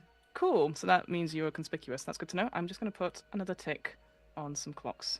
Oh, continue. God! Well, I'm conspicuous. So, and I'm going to just quickly, I'm just going to get to work. I'm just going to take out these bricks of explosives and place them in near the biggest container of these things. Yep. And start to kind of pull the fuse wire away from it, leading out of the room. And I'm just going to set fire to the fuse and pray. While she's laying that, I'm just following her around, making sure there's nothing that we don't want to take with us before everything is exploded. That's fine. I think, like, leading up to this, what's going to be a very explosive kind of role, is that, you're taking time. The reason why I've ticked clocks, again, you can hear the sirens of police enforcement's coming. You hear shouts of the Bluecoats, and even some inspectors from the outside as well. They are going to swarm this place if you do not leave. So this is a very final thing. What I will say, just turning to where quickly, there's a window. A window? Yeah. A window of the same size and shape as the one I've been looking for. It looks very similar. Yeah. I stagger towards the window with my pizza box pile of discs, and lean in the discs against the wall. Yeah. One hand opening the window. Yeah. Being up, leaning out, looking down. Yeah. What do I see? Oh, you see a bin. A nicely padded bin. Looks like a padded bin, yeah. Full of rubbish. And I will throw the discs out the window. Okay. The temptation to flash back to having moved the bin an inch to the right is just so strong. I was definitely thinking of, like, if you didn't look, there definitely wouldn't have been a bin there. That was going to be my... I was really hoping you didn't look. You weren't going to look, and it was going to be the doll was going to flash back to just push the bin slightly more onto the window. Yeah. But you looked. So I will also I will also look for some rubbish bins in here and chuck them out the window as well, because basically I want to cover over the discs with rubbish so that. Nice. Yeah, fair enough. So yeah, I feel that this is going to be, it's just more of a... Oh, you know what I'm also going to check out the window under the rubbish is this very incriminating black coat I'm wearing that I would like to not be seen with. What? Fair enough. Okay. You should all be using your black coats to set things on fire. I feel like... this feels more a finesse thing, rather than say a wreck where you're trying to just throw these things out. You're trying to do it carefully so that they hit into these things. That's what I'm going to say to you. So this is finesse. I'm going to tell you again that this is a desperate situation. So you're going to mark your XP on this, and you're going to get the extra thing because you're trying to throw these out carefully whilst the building you're in is on fire, and you are coughing because of the harm. So it's going to be a reduced effect as well. So even though it's desperate, it's a reduced effect. The consequence is if you don't get that 6, half of the things you're throwing out will be broken. No, and my on the fox, precious you've missed babies. Well, My precious babies. Okay, I'm going for it. all right. Let me know what you get. That was 2 6s. Edge. Still. An edge as well. Yeah. So basically, yeah. So you could have a bonus effect to this. So I'd say that you don't all of them manage to hit into the rubbish as well, and it takes no time at all then to throw extra rubbish on it, so it is completely hidden. But you do have an ongoing D6 if you would like to use it for a different role at some point on that. So yes, even though one or two of them do smash a little bit because you're like testing, but then you're like, oh, we don't have time. The place is on fire. So yeah. If you'd have thrown them out the window and broken them all, I was fully gonna slap you in the face. That's mild from the dock. Just to check in with the doll, is there anything you'd like to do? You can see Cuff is setting up these explosions, explosive tools, and the doctor is helping them a little bit. I think the doll is just sort of looking around and just sort of watching these 3 moving everything around and sort of being fairly in control. And I think she just sort of makes her way to the back door and just sort of make sure the path is clear for people to get out very quickly. Yeah, because I think this is good, to be about honest. Yeah, all you can she's good for right now. No, that's fine. I think that's actually probably a good thing because at the moment you can see that there's a lot more police enforcement coming around the front, and you can start to hear people shouting and starting to come around to the back of the warehouse as well. So you've only got mere moments and that sort of stuff. Let's go to Cuff at this point. We'll do this as the sort of final roll of the house before we move on. Cuff, you have your demolitions tools. This feels like you're doing a wreck roll because you're using unleashing savage force. I'm going to give you this is a risk. This is very, very risky what you're doing. A desperate roll, so you're going to get XP for this as well. And because the doctor is helping you, you're also going to mark XP doctor as well for this desperate thing. You're going to get another D6 on top of that, and you're going to have, rather than a limited effect, because again you're trying to do this quickly, you're going to have a standard effect because the doll is helping you, sort of like going, they're coming, you got to go now. So you're just taking that extra moment to be like, done. So in total, I think you have, how much do you have in rec without? I have 1 in rec. All right, so you're going to have 2d6. You need to get a 6. Yeah, if I know the Bluecoats are coming, I'm going to keep my black coat on. But I'm going to try and get out there as fast as possible. Yeah, if you and the consequence of this, if you don't succeed, is that you don't set off the explosions in time, the Bluecoats will come and take all of you into custody because you are literally caught red-handed trying to blow up the cloister. No. Okay. So I No need 2 dice. pressure, Do I need a 6? You need a 6 for desperate. If you Can want, I give my edge as well? No, I can, right? Yeah. Do you want to give your edge? Absolutely. Yes. So you get another D6. Yeah, I have to say that's not only is the effect, but also from that. So you get another D6. So Okay. 3 D. So I've got 3. You need a 6. I got a 2, a 3, and my highest was a 5. Push it. Push it. I'd like to push You it. have to. Push it real good. Okay. I think that's prowess is the one. So you've got to take your number in prowess. Let me just double check. I've got that. I have 3 in prowess as well. No, not prowess. Resolve. Sorry, it is. No, wait. No, it is prowess. Prowess. No, I got it right. Sorry. Yes. Prowess. So Harry is. And again, basically you're going to take a number of stress. The higher the number, the less stress you'll take, but you will sort of reduce the consequence. Okay. And I'd say the reduced consequence, so you know, is that yes, the stuff will go off, and some of you will escape, but one of you will be taken into custody. Sorry, go for it, Sugar. Could she use it to increase the effect of the roll? Or the explosion? Yeah, you can do. If what the the power, so the push yourself. It's more about you reducing the consequence. That's why I've been running. I think you can also increase your effect. Like it's an either. Well, yeah. Yeah, well, or increase Sure, the sure, effects. or don't have consequences. Sure. I guess I don't care if you all fall, but We don't want to go to jail, Josephine. Yeah, good to know, sugar. Yeah, I feel like Cuff's gonna be more concerned about the consequences, especially if there are Bluecoats around. She really hates them. Yeah. All right, rolling 3 dice. My cover by 3 points of prowess. So yep, that's fine. But what I'm saying is that the reduced consequence for this pushing yourself means that only one of you will have to be taken away, and you have to decide who that is. Haven't we got an extra 6 somewhere to use from someone? Someone got an Sorry, edge. we're gonna get it. We're gonna get the 6. Oh no, this is still gonna happen even if I'm successful. You had an edge. Alistair can give one. Yeah, you want to give it, Alistair? We're still at the point now that at least one of us is going to jail. Like, we've crossed that boundary now. If you will allow that I'm coming in, so I've got to find an explanation for helping, right? Yeah. What are you thinking? Let me know what you're thinking. I don't know. I was going to think of something really quickly. I stagger. I've chucked my stuff out the window. Yeah. I'm coughing. I'm staggering into a big room full of boxes. Yeah. I'm seeing Cuff trying to set fuses. Yep. What's the thing that's going to go wrong? We're going I think that's going to go wrong. No, but one person.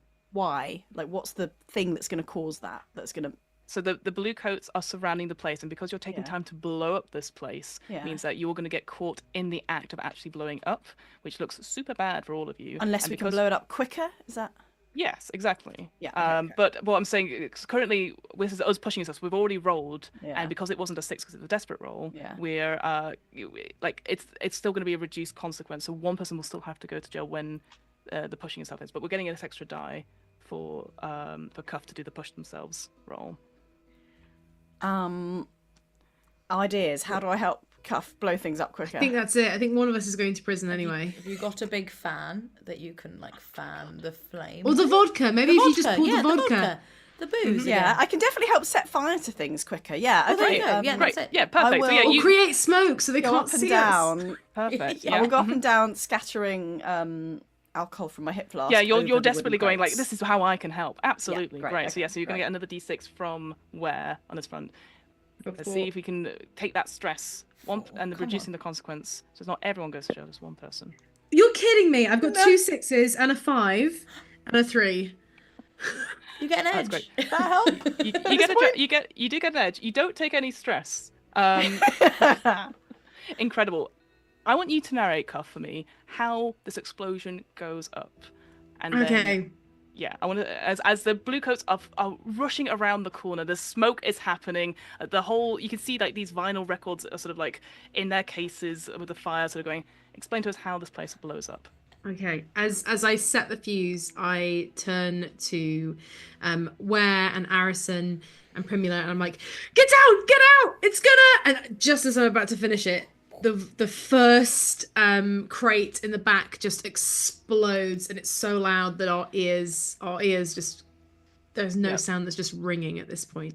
As smoke starts to pour out and bright lights from start to pop up from this back room. I kind of use the back of my black coat to kind of shield myself from any kind of debris and fire, which I'm still wearing. And just attempt to pull us all out of the end of the big building and just kind of tumble into the street outside. Okay. Excellent. The cloister is no more. We sort of shoot ahead a couple of hours and we just see this massive hole where this building was. Thankfully, a lot of the punters were able to get out because of the calls of fire, the calls of spirit wardens coming, etc. And it is sort of cordoned off. Deception mission. The Bluecoats are standing around keeping guard.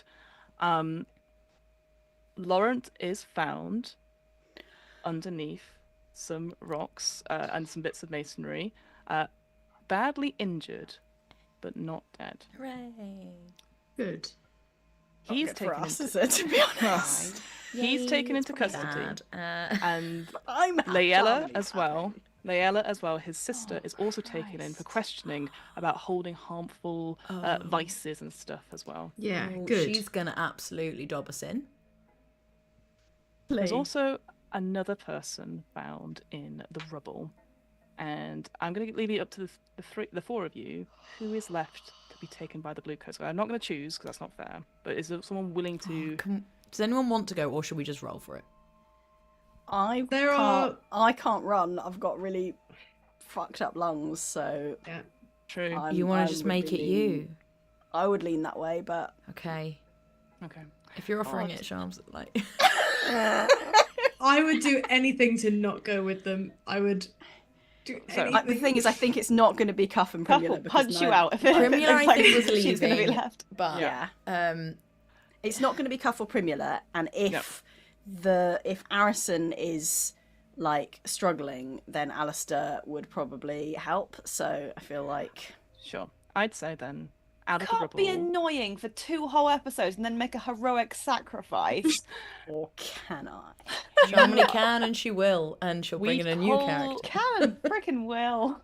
We pull out and we see this rubble as people are clearing out bits, and a body is brought out, not dead, unconscious, but we see the form of Ware, this individual, again, coughing and spluttering, and is taken away by the Bluecoats to be questioned for their involvement in the destruction of the cloister. We'll come to that in maybe next episode about what happens to Ware, etc. But to bring it to a close, as obviously 3 out of the 4 Harriers have managed to get away, including our new friend as well. Let's go to XP first. And this is for everyone as well, for those people who took part in the mission. So let's do crew XP first. She says, trying to find it. Oh, Alright, boy. So at the end of the session, for each item below, mark 1 XP or 2 of the item occurred. Did you require product, execute sales, or secure new territory? Yes. Yeah. Success. Yeah, you did. I would also say you are able to go back later on and acquire all the stuff that Ware had let out. So Running with a two- bin. Yeah, Thanks, run with a bin. Ware. You get 2 XP for that. We're so Did- sneaky. Did you contend with challenges above your current station? Yes, you did. You had a couple of people hot on your tail, so you get an XP for that. So, sorry, was it 2 for the first one, did you say? 2 for the first one, because you got a lot of this product with That's you. 7 total. Did you bolster your crew's reputation or develop a new one? Feel like, yeah. You In a did bad develop- way. Yeah, I feel like you did, so you get another XP. And did you express the goals, drives, and inner conflict and nature of the crew? I think so. Like, What's the nature of your crew? I don't know. What is the nature of our Vice- crew? It just says Yeah. vice dealers on this one, and Oh, we were supply. doing Vice stuff. Oh yeah, we were definitely involved. Is that what in- that means? Like, you just have to Yeah. take part in a heist that's to do with your thing? Is that like a Yeah. gimme one, basically? Yeah, or you can like kind of set what you want, like your reputation to be. Like, are you weird or Oh, anything like that? We are over the top, I think, should probably be what we should go for, because that feels to be the way we do everything right now. I don't know. Is Saying it? I might be remembering wrong. Is it not defined anymore? I feel like we had to It's not- define. We normally define it. It's not on the character sheet currently, but I like that idea of using like what your nature is. So if Yeah, it I was like that over the top or It whatever doesn't was need to we be said. that. That was just Emily. making a joke. Yeah, no, I like that. I do like that. Flashy, I guess. Flashy. Flashy. God, we are a bit flashy, aren't we? We'll have another one. Yeah. Build a Alright. flashy character That's and you're made 9. us flashy. That's 9. So you got 1.5 clocks filled on your character sheet, on your crew character sheet, and so when you get 2, you can get some new extra bits and pieces. Again, we can go on this off stream. Nice. Then looking at your actual individual playbooks, you have the first one is, did you embody a core nature of your playbook? And usually, like, it says stuff like, description and influence and stuff like up in the corner there. I think I I did. think I did. Yeah. I'm gonna give Coercion you and that one. violence. Mm-hmm. I think there's some violence involved in some Or arson. setting I think people on fire. Yeah, arcane you patted people power. down. I didn't you? will. I will have that. Yeah. I used a Hmm. narcotic on someone. You did. Yeah. I Mine didn't says- again, but like any day now, I'm gonna do some proper sneaking. You're going to jail. I'm gonna You sneak out of jail. You almost I'm gonna snuck. I Yeah. almost snuck, exactly. You almost did. Did anyone express their beliefs, heritage, or background? Again, I feel like if you use your stuff, so I know, for example, the doctor, you went and did some gathered information at the clinic and stuff, so you're using sort of your background expertise in that, for example. Oh yeah, great. The doll, you used ghosts, you used your sort of abilities to spy and get that information. And Cuff, for sure, you were like, Blackcoats, get the Blackcoats. Yeah, I don't know if that's actually in my background, but I will I will fill one out. But that's not, it's not because I know anything about black coats or anything. No, I don't know. Yeah, that's Sorry, weird my that they bad. said that. Yeah. You can just make it part of your background. Yeah, It you absolutely give it No, a is, nose. it's not. It's not. It's, Holly's Yeah, being definitely don't worry not. about it. sneaky. So sneaky. And then the final one is like, did you struggle because of your vice or ambitions? I developed a new vice. You've got a new vice, absolutely. And I think you were like, we must take more product as a result. So it wasn't really a struggle, but like maybe you would have escaped earlier if you hadn't and all that sort of thing. So yeah, I'd give you an extra one there for the doctor. I don't think I struggled No. because of it. All right. So that's the XP done. Thank you very much. So let's go to... I filled a clock. Already? Me too. Me too. What? How are you doing this? This clock.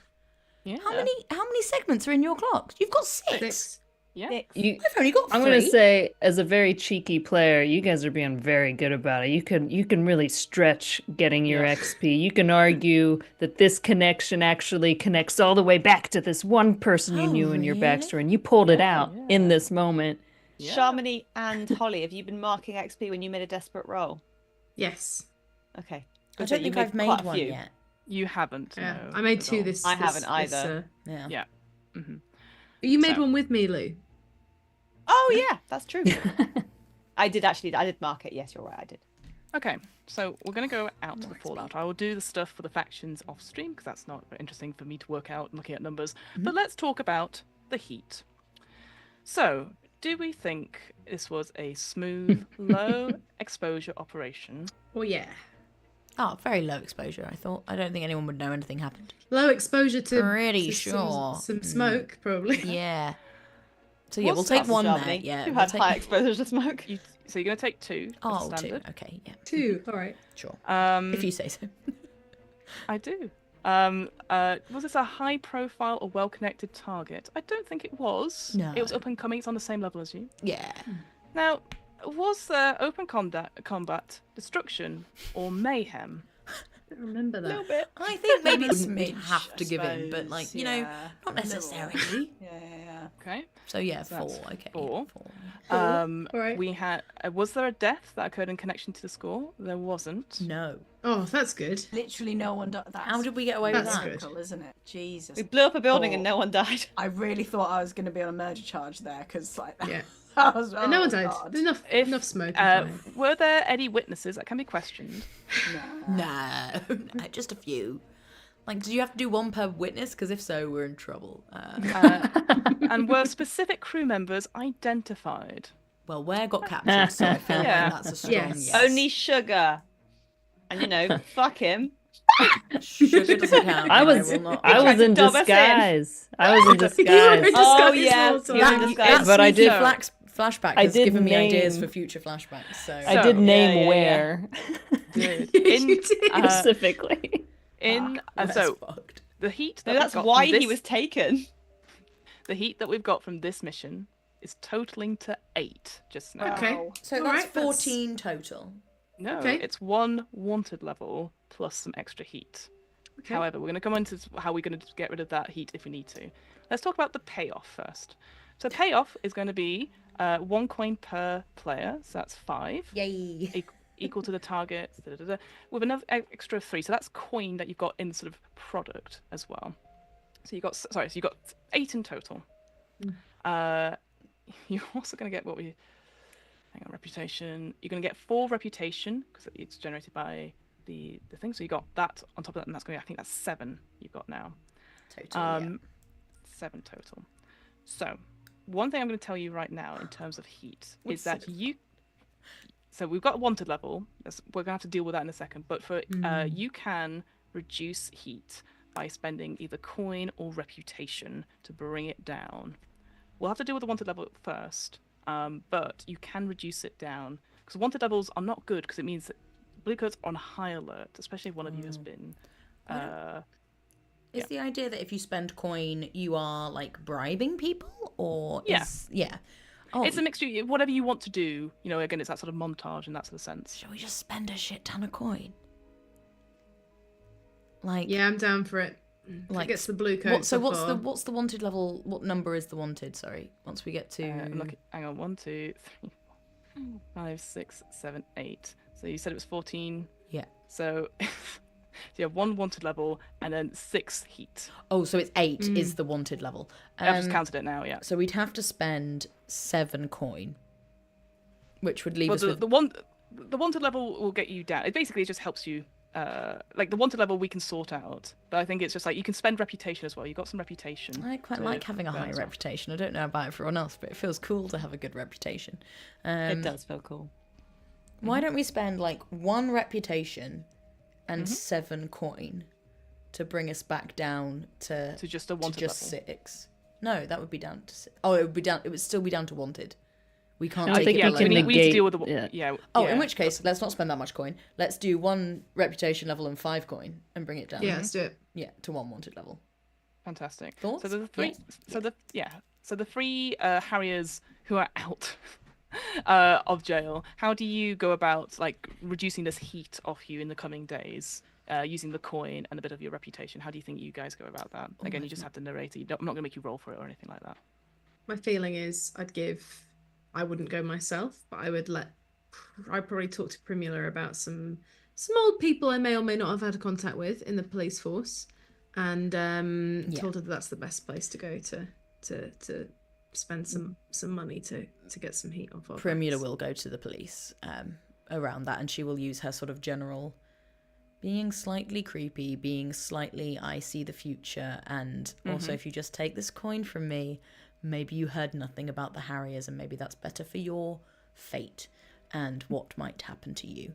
In just her general odd, slightly off way. Sounds good. What about yourself, the Doctor? What are you thinking? If you wanted to add anything to that?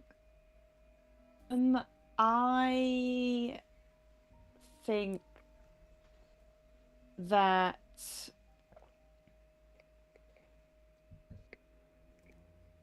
think that as I see clients over the next couple of weeks, they notice like there's music playing in the background of a couple of appointments, and that kind of there might have been some involvement that's how we lose our rep. That is just a common thing that it's spreading. It's not a vice per se. It's just like a sort of like an indulgence, perhaps. So it's not as bad as people say. It's like it's good for your health. Maybe that's what you're trying to brand it as a little bit as well. Nice. Sounds good. Cool. Great. Let me just double check. The entanglement from the wanted level is that the Bluecoats are on high alert after obviously an explosion happening in Silkshore of all places. So everything is shut down for a good like a week or so, like 10 days as such. So you're not able to operate as well. So not only do you lose sales, but the wraiths also lose sales as well. You definitely, I'm going to fill in another clock saying that the Bluecoats are sort of aware of you. And so you do get a sense whilst you're doing your downtime that you're being watched and tailed. Whilst you don't think where would ever dob you guys in, you're having to watch yourselves a little bit and not go out as much. Maybe again putting on different disguise or going to different places as a result. So no harm is incurred as a result of this, but you are on high alert essentially. With that payment down and the spending of the reputation and stuff like that, like again, you're known as like making this big splash, and the other factions know it, but the sort of noise of it doesn't go away quickly. It does eventually, slowly but surely. newspapers change as well. Maybe your connections with the ink rakes help blow it over a little bit as well. Yeah. Okay. My next question to you: are you going to pay the wraiths after your mission? Because you do have some coin. I think we probably should this time. Don't know how everyone else is feeling, but I'm feeling more generous than maybe. I don't know why we are. What was the what was the point? Previous debt that we just cancelled out? Every time you have a Not mission, the ongoing debt. every time you have a mission, you have to pay a tithe because you're at a lower level than the current ward boss, which is the wraiths. And so after every the mission, whole point of doing this was that we didn't have to pay them. No, it cleared our debt. It didn't mean that we're like never gonna have to pay them again. are you going to pay them? I vote yes. Suppose we've got a freaking face and a name now. That makes it less easier to ignore That was them. it. Before they weren't really a thing, were they? And then suddenly they've just turned up and. Okay. Who goes to give the handoff of the payment? I will go. Okay. You go meet and sort of another individual of the race in a pub, maybe a few days afterwards, and you sort of hand over the coin. And goes, huh?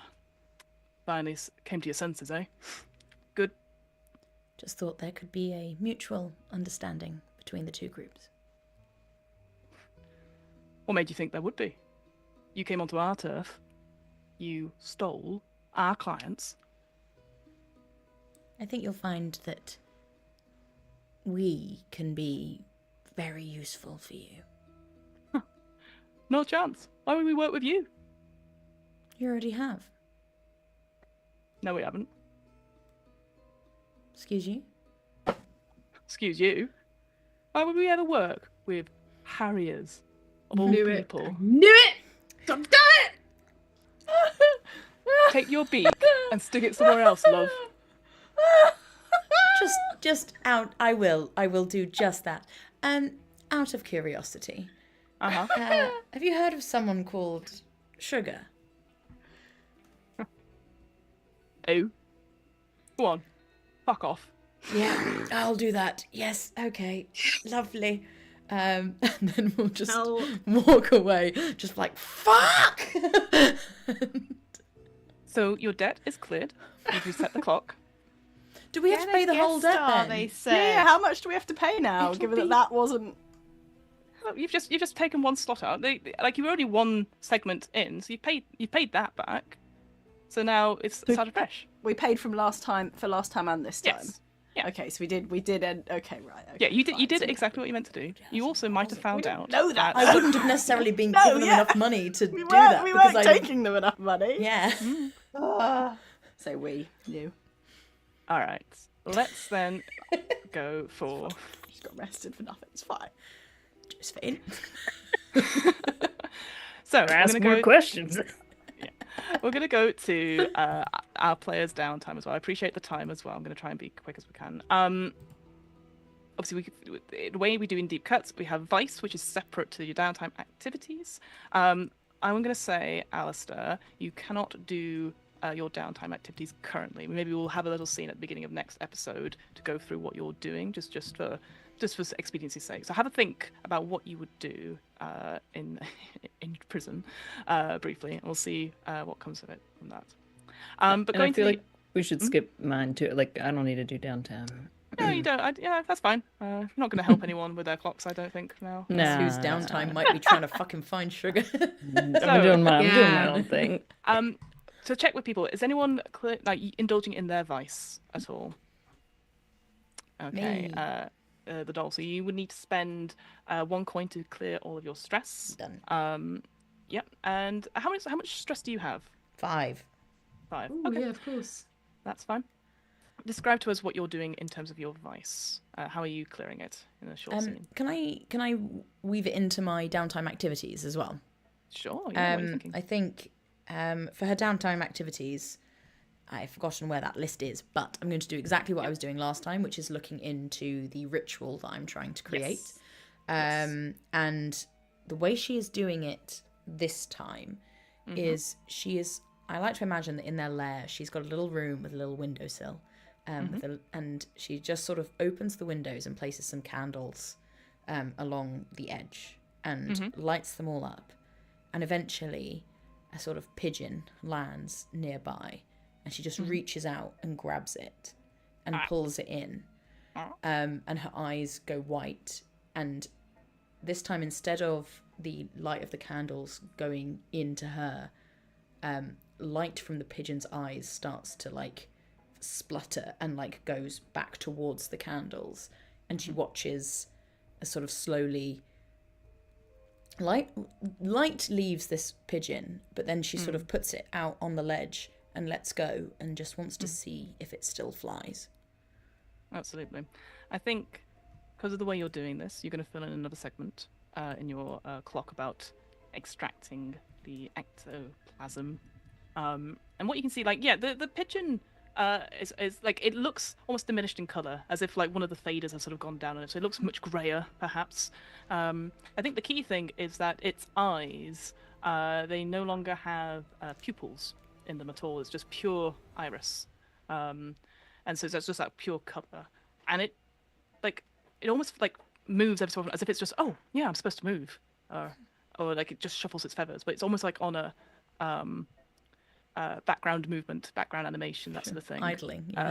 Idling. It's literally that. But it was almost like, oh yeah, shit, I should be doing this. It doesn't seem like it's hurt in any way or something like that, but it does almost as if the spark has been taken out of it. Fascinating. And she will sit, and her hand will start hurriedly scribbling in these sort of very jaggedy lines. And eventually she will tear the page out of her notebook, fold it up, and hand it to the pigeon. And I'd like that to be my vice. If you'll let me have a weird pigeon take a letter to someone. I think it's one of those things, like, we actually maybe zoom out a little bit from the room and we see that's actually, there's lots of pigeons in your room that are acting the same way as a result, and like different scraps of letters and stuff like that. So you've had to pay for feed or something like that, or a cleaner to help clean a feed, not that she'll clean herself. Oh, very nice, very nice. Can I do that twice to get? I was going to say, you want to do that twice? Yeah. That perfectly makes sense to me. Yeah, absolutely. Moving over to either the Good Doctor or Cuff. What are you thinking? No advice for me. I just want to do more of my long-term project and yes, spy on the police. Not that I care about them or anything. I don't. So because we missed this actually at the last session, we didn't get to do your downtime. So you have gone into a long-term project, which is 6 segments, sorry, where you are trying to find out about the ringleaders of this particular section called the Bluecoats. And I think just to describe, again, keeping up to date, I think you sort of did it in your sort of opening titles. You sort of spying in, listening in on various various meetings and stuff like that, but then getting caught in the action, so to speak. So that's why you've not been able to do too much of it. But yeah, it sounds like are you gonna do similar things? Or are you gonna like go to the pubs? Like, what are you thinking in terms of finding out more information? I think probably after last time it going a little bit south, this time I'm probably gonna try and blend into a more public spot. Maybe track some people that I used to work with. I didn't used to work with them or anything, but like maybe used to work with. And or vaguely recognize from old dreams and lives, and see what they are saying, see who they meet with. Definitely didn't work with them. Definitely never. I don't know who you're talking about. Definitely don't know Who them. said that? Who said that? Why would you do that? What? So with this downtime, so you're going to fill in another segment, and this is going to include the entanglement that I rolled for last time, which I didn't get to in our session. You hear the Bluecoats or messages, people, so and so said this and this and this and this, and you sort of piece together that the individuals, there's only a couple of higher ups in the Bluecoats. Like the Bluecoats, there's loads of them, and then there's like a smaller rank of the, and about the Greycoats as well. That's sort of like a fringe movement, and we don't talk about them. And the Bluecoats, they're higher up, but there's even more of a higher up at the top. And to get to the fully top, you're going to have to get through some inner circles and stuff, maybe attend like a conference or something. You hear there's going to be like a conference of sort of like meeting with the city council to talk about some passing of laws and encouraging the powers and increasing the powers of Bluecoats. Because I don't know if you've heard, there's been like a big explosion in Silkshore, and no one can be trusted with these vice dealers. In particular, you hear from one person that they are closing down quite a number of illegal fighting pits. And Marlene's name and her fighting pit comes up, and it sounds like she has been taken away for questioning herself after the stuff that happened. God damn it. The entanglement for you is that your contact of Marlene is no longer available for you right now. Maybe that will change in future, but because of your actions from last time, it has Gonna be super pissed. And I think that hits Cuff quite hard as well, because you're like, she really likes Marlene. Yeah. So that is that also going to be two? Yeah, I'll spend 2 actions last week, 2 actions this week on it. Perfect. Good. And the good doctor, are you dealing with your vice, or are you? I'm not, because I didn't take any stress today. Nice. Fair enough. I don't know how I managed How was that, I the one that took all the stress from just standing outside? Because for you did it most of before we started. You commuted with a ghost. That's ghosts. love it. That's ghosts for you. With ghosts. Is there anything you'd like to do, the doctor? You've got, your own little project that you're doing. I do. So I'm definitely going to use one of my downtime activities to progress that. You see the doctor bent over an examining table with a body, maybe one that came out of a sack at the start of the episode, who knows. And they are using some of the spark they acquired last episode to see what effect it has on limbs and sensory organs and various bits and bobs. Continuing to research that. Okay. It takes some time, and I think you're at risk a little bit, but you're trying to be careful of it, because obviously you can't have bodies with you for too long, because that will draw the attention of the spirit wardens as well. So My contact is a is a corpse thief. Yeah, so what I was going to say was that you use this contact, but like you only have the barest of like hours rather than days. So you're currently making notes and stuff like that on top of that before you get your contact to come back in and get. That's all right. I don't want to keep it until it's for as long as it takes to start to smell. Anyway. True, but what I'm about to say is that like you start, maybe you use a syringe to put in the tiniest bit of spark and record its notes. And the thing you notice with the body parts that you have is that it's sort of definitely after a few seconds as the sort of syringe goes in with this sort of silvery sort of liquid that sort of spins and turns, is that the hand will flex and jolt and like spasm, and it will do so for a good 10 minutes. Same with the foot as well. The feet sort of move and like again tap a little bit. It doesn't look like it's controlled in any way, any conscious thought, but it does seem that spark does have an impact on the body even after death. Good to know. Even after death. I mean, that would make sense anyway. And then I'm going to use my other activity to train. Excellent. What are you training in? What are you thinking? Well, so we have a trainer, don't we? You do, yeah. You've got a rank 3 instructor in Resolve. That's what I thought. So Arison's never had to deal with people, really. They've just kind of, grown up in a position of privilege and whatever else, and kind of told people what to do, and it just sort of happened. And now that they're in, they've kind of have to practice actually, maybe being a bit more reasonable, or talking to different kinds of people, I suppose, is more what it is. So I think they are going to, I can't decide whether it's going to be sway or command, but it's working towards. You're working towards like increasing your bedside manner. Yeah. Yeah. Do you think you want to be a good doctor or a bad doctor?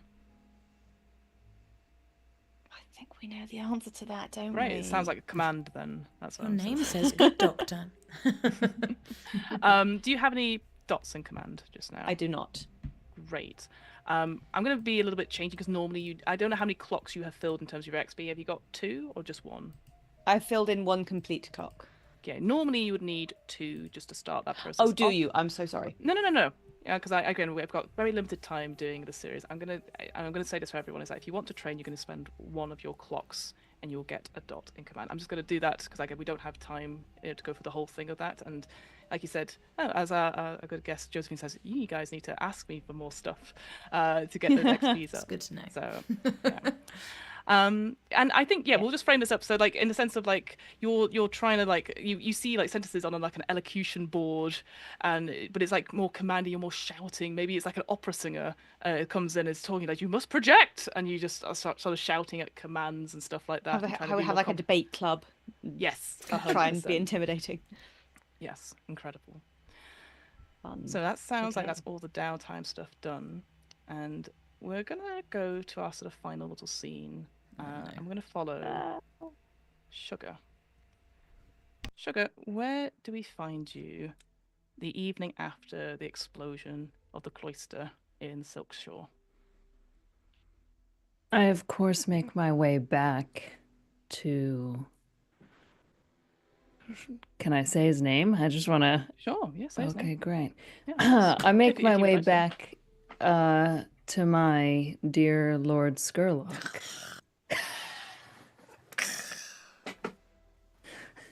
There's like an inflatable man sort of... deflating behind me. Some sort of like wobbling, some sort of Kermit the Frog action. Yes, absolutely. But yes, I make my way back there, and I approach, head bowed, very subservient.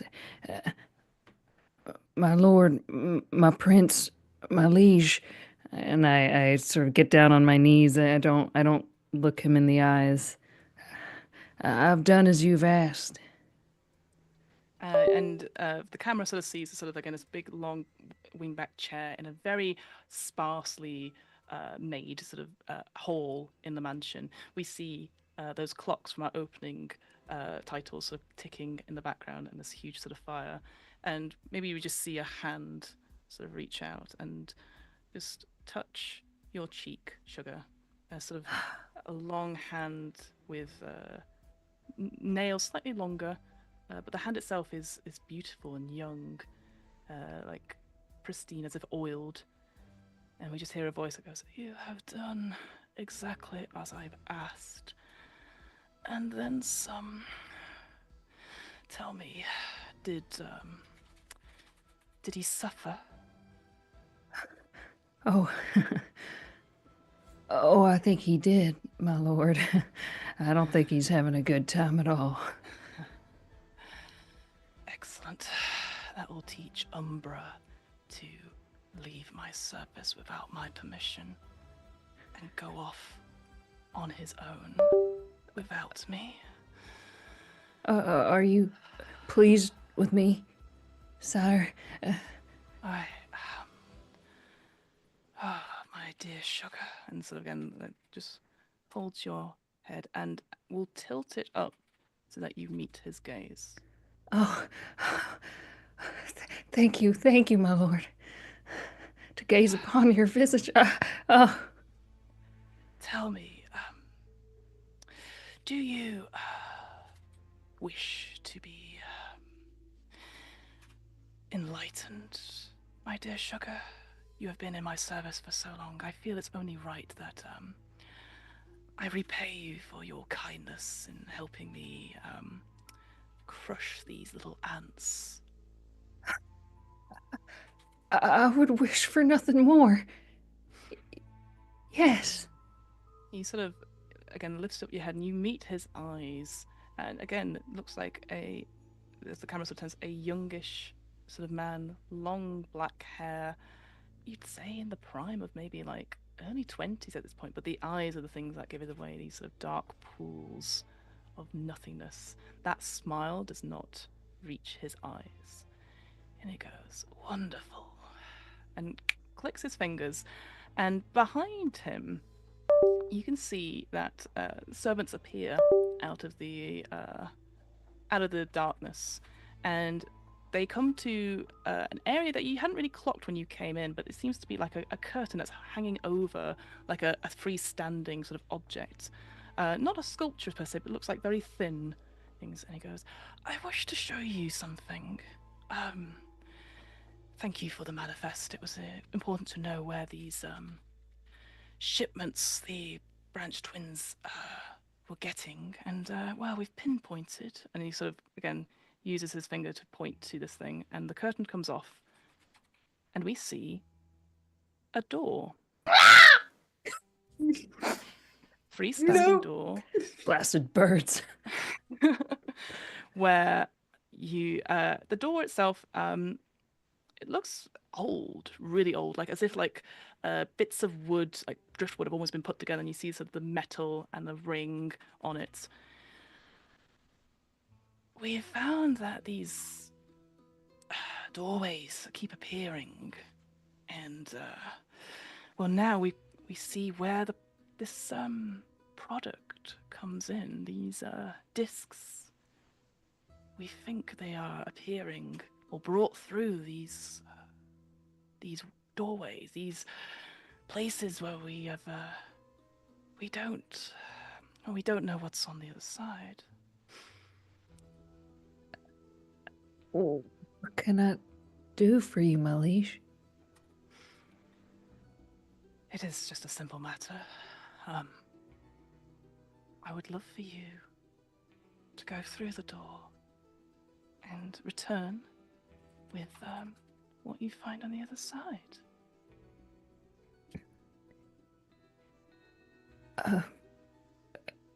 Of course. Anything you say. Thank you. I kiss his hands. Oh, please. Thank you. Sugar, there's no need for formality here. You and I, we see eye to eye on these things. And of course. You don't need to be afraid. It's just a door. Since you've said it, I'm not afraid. Sugar, possibly for the first time in your life, you don't think Lord Skurlock is telling you the truth about the door. Shit. I have this damn ability. What do you do? I kind of approach slowly towards the door. I'm like, and people have come back out, right, sir? Yes, I did, and I'm completely fine.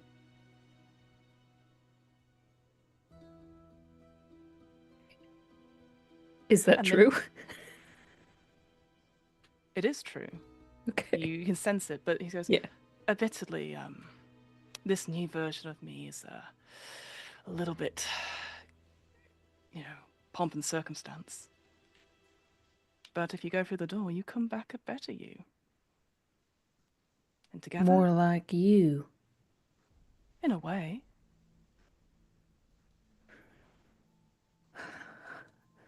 Okay, I believe. Good. Do this for me. And you'll join us and the others.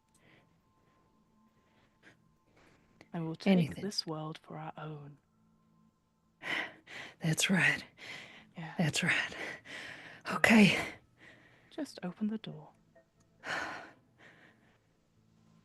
Open the door.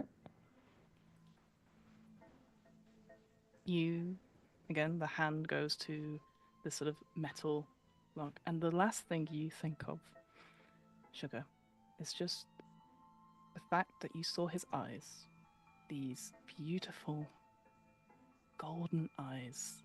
Cat eye, the slit. With no warmth behind them, but he saw you. And that's the biggest happiness you've ever felt. And then we go back to the big sort of hallway, and you are gone. Just the door, and Skurlock goes,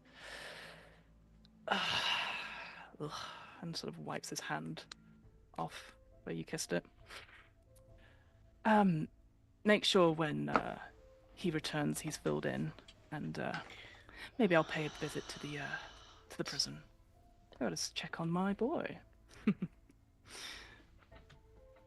And we'll end with a moment where he goes and he picks up the gift that you brought, along with the manifest, but a disc as well. And he puts the disc into the gramophone, does not use cans, he's not foolish, and plays it. And a man's voice comes out of the gramophone, and it starts to resonate. Maybe we pull out at this point as the sort of end credits go. And we just hear, "Hey Jude, sing a sad song and make it better." I'm gonna get copyright struck now. That's it. That's why I did the two things. It's all good. And that's where we're gonna end this episode of Blood and Fog. What? What is going on? It's fine. Just go through the door, guys. Just go through the door. I'm willing to just go through the door. The handsome man said we should go through a door. We should all go through the door. Yeah, cool. Agreed. Boom. Okay, we are going to have to sorry. wrap up rapidly. However, we should absolutely say hello, thank you to our guests. Holly, who are you? Where can people find you? I'm Holly. You can find me on Holly Lights Games on Twitch and on Holly Lights Games, or Holly Lights Games 13 on Twitch, and then Holly Lights Games on Blue Sky and Instagram. And yeah. Awesome. Lou, who are you? Where can we find you? Oh, you can find me at I am Lou Fryer on all the things, and on my podcast of Dice and Dim. Come hang out. You've absolutely crushed it. Well done. Josephine, do some plugging. You can do it. I believe in you. Okay.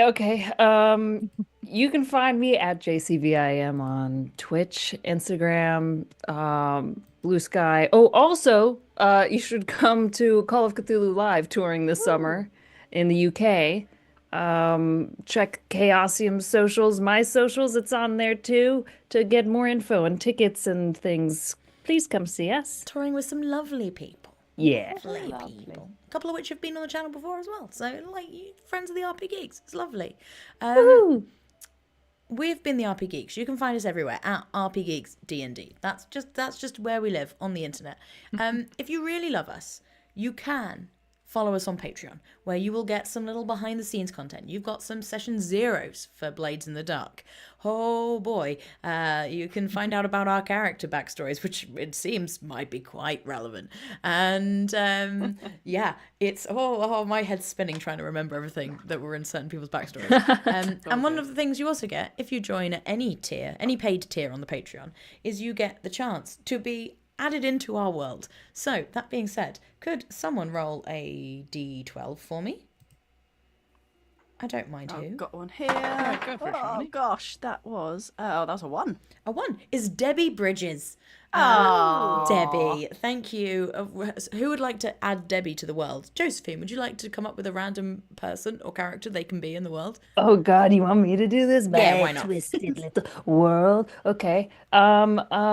Well, look, Sugar may be on the other side of a door, but one of the places that he frequented. Could they be the purveyor in the Smoke Tavern, the Pleasure Tavern? Yes, absolutely. Yeah, a purveyor of nice smokable products. Smokable products.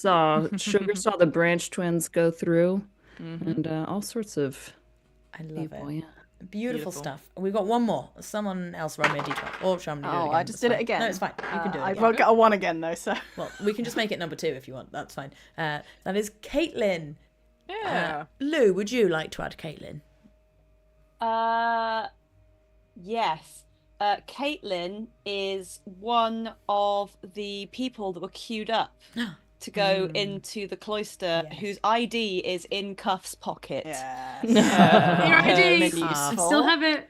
Hey, that means Cuff can pretend to be Caitlin at some point. So Cuff can pretend to be Caitlin. Caitlin was very scared, cowered against a wall. Cuff was very intimidating, and now she has Caitlin's ID. So yeah, Nice. might turn up in a future episode with saying she's Caitlin. There you go. Well, if you would like to be one of these people put into the worlds, then you can follow us at or join us on Patreon at patreon.com/rpgeeksd&D. And yeah, it's been lovely having you all here in chat. It's been lovely being live here on YouTube, which is all exciting for us. If you're watching in the future for us, then hi, thanks. You can like and comment and do all those things. If you're listening on the podcast, hello. You couldn't see all our faces at the end, but fucking hell, we were making them. I highly recommend if you're able. I was the bird noises. Shamini was the bird noises that you heard. And yeah, please do all those things, like, you know, rating 5 stars and all the other things that you're meant to do with podcasts. ? Is there anything else? I think I'm rambling again. Shamini, Fiona? I think that's it. Just Wonderful. just open doors. That's what I say. Open doors and go through them. That's big advice for Do life. it all again Okay, next less week. talking from Fiona now. I think. Okay. It's been. She freaks me out every time. I love it. Never stop. Right. Thank you all so much for being here. Josephine, thank you for being here. Oh my goodness. Sugar went Thank through you a for door. having me. Sorry for lying You're to a you big every lying single liar. step of the way. I so nearly used Get my a ritual. guest star, they said. It'll be Yeah. fun, they said. It'll be fun. Josephine, we have a lovely time. I very nearly used my ritual to spy on Sugar, and I was like, no, that's so untrusting, Emily. I was like, use it to help the mission. And I was wrong to do that. You'll never trust a guest again. Yeah. Never Yeah. again. Love it. And you know, my character's been fine and definitely isn't hiding anything. So I think we're all good. Well, we just know that the doll doesn't love all of you. Yeah. Yeah, look, maybe there's some stuff. Anyway, it's fine. We'll see you all next week. That is Tuesday, 25th of March, for more of Blood and Fog. A Blades in the Dark story. Thank you so much for watching. See you next time. Bye. Bye.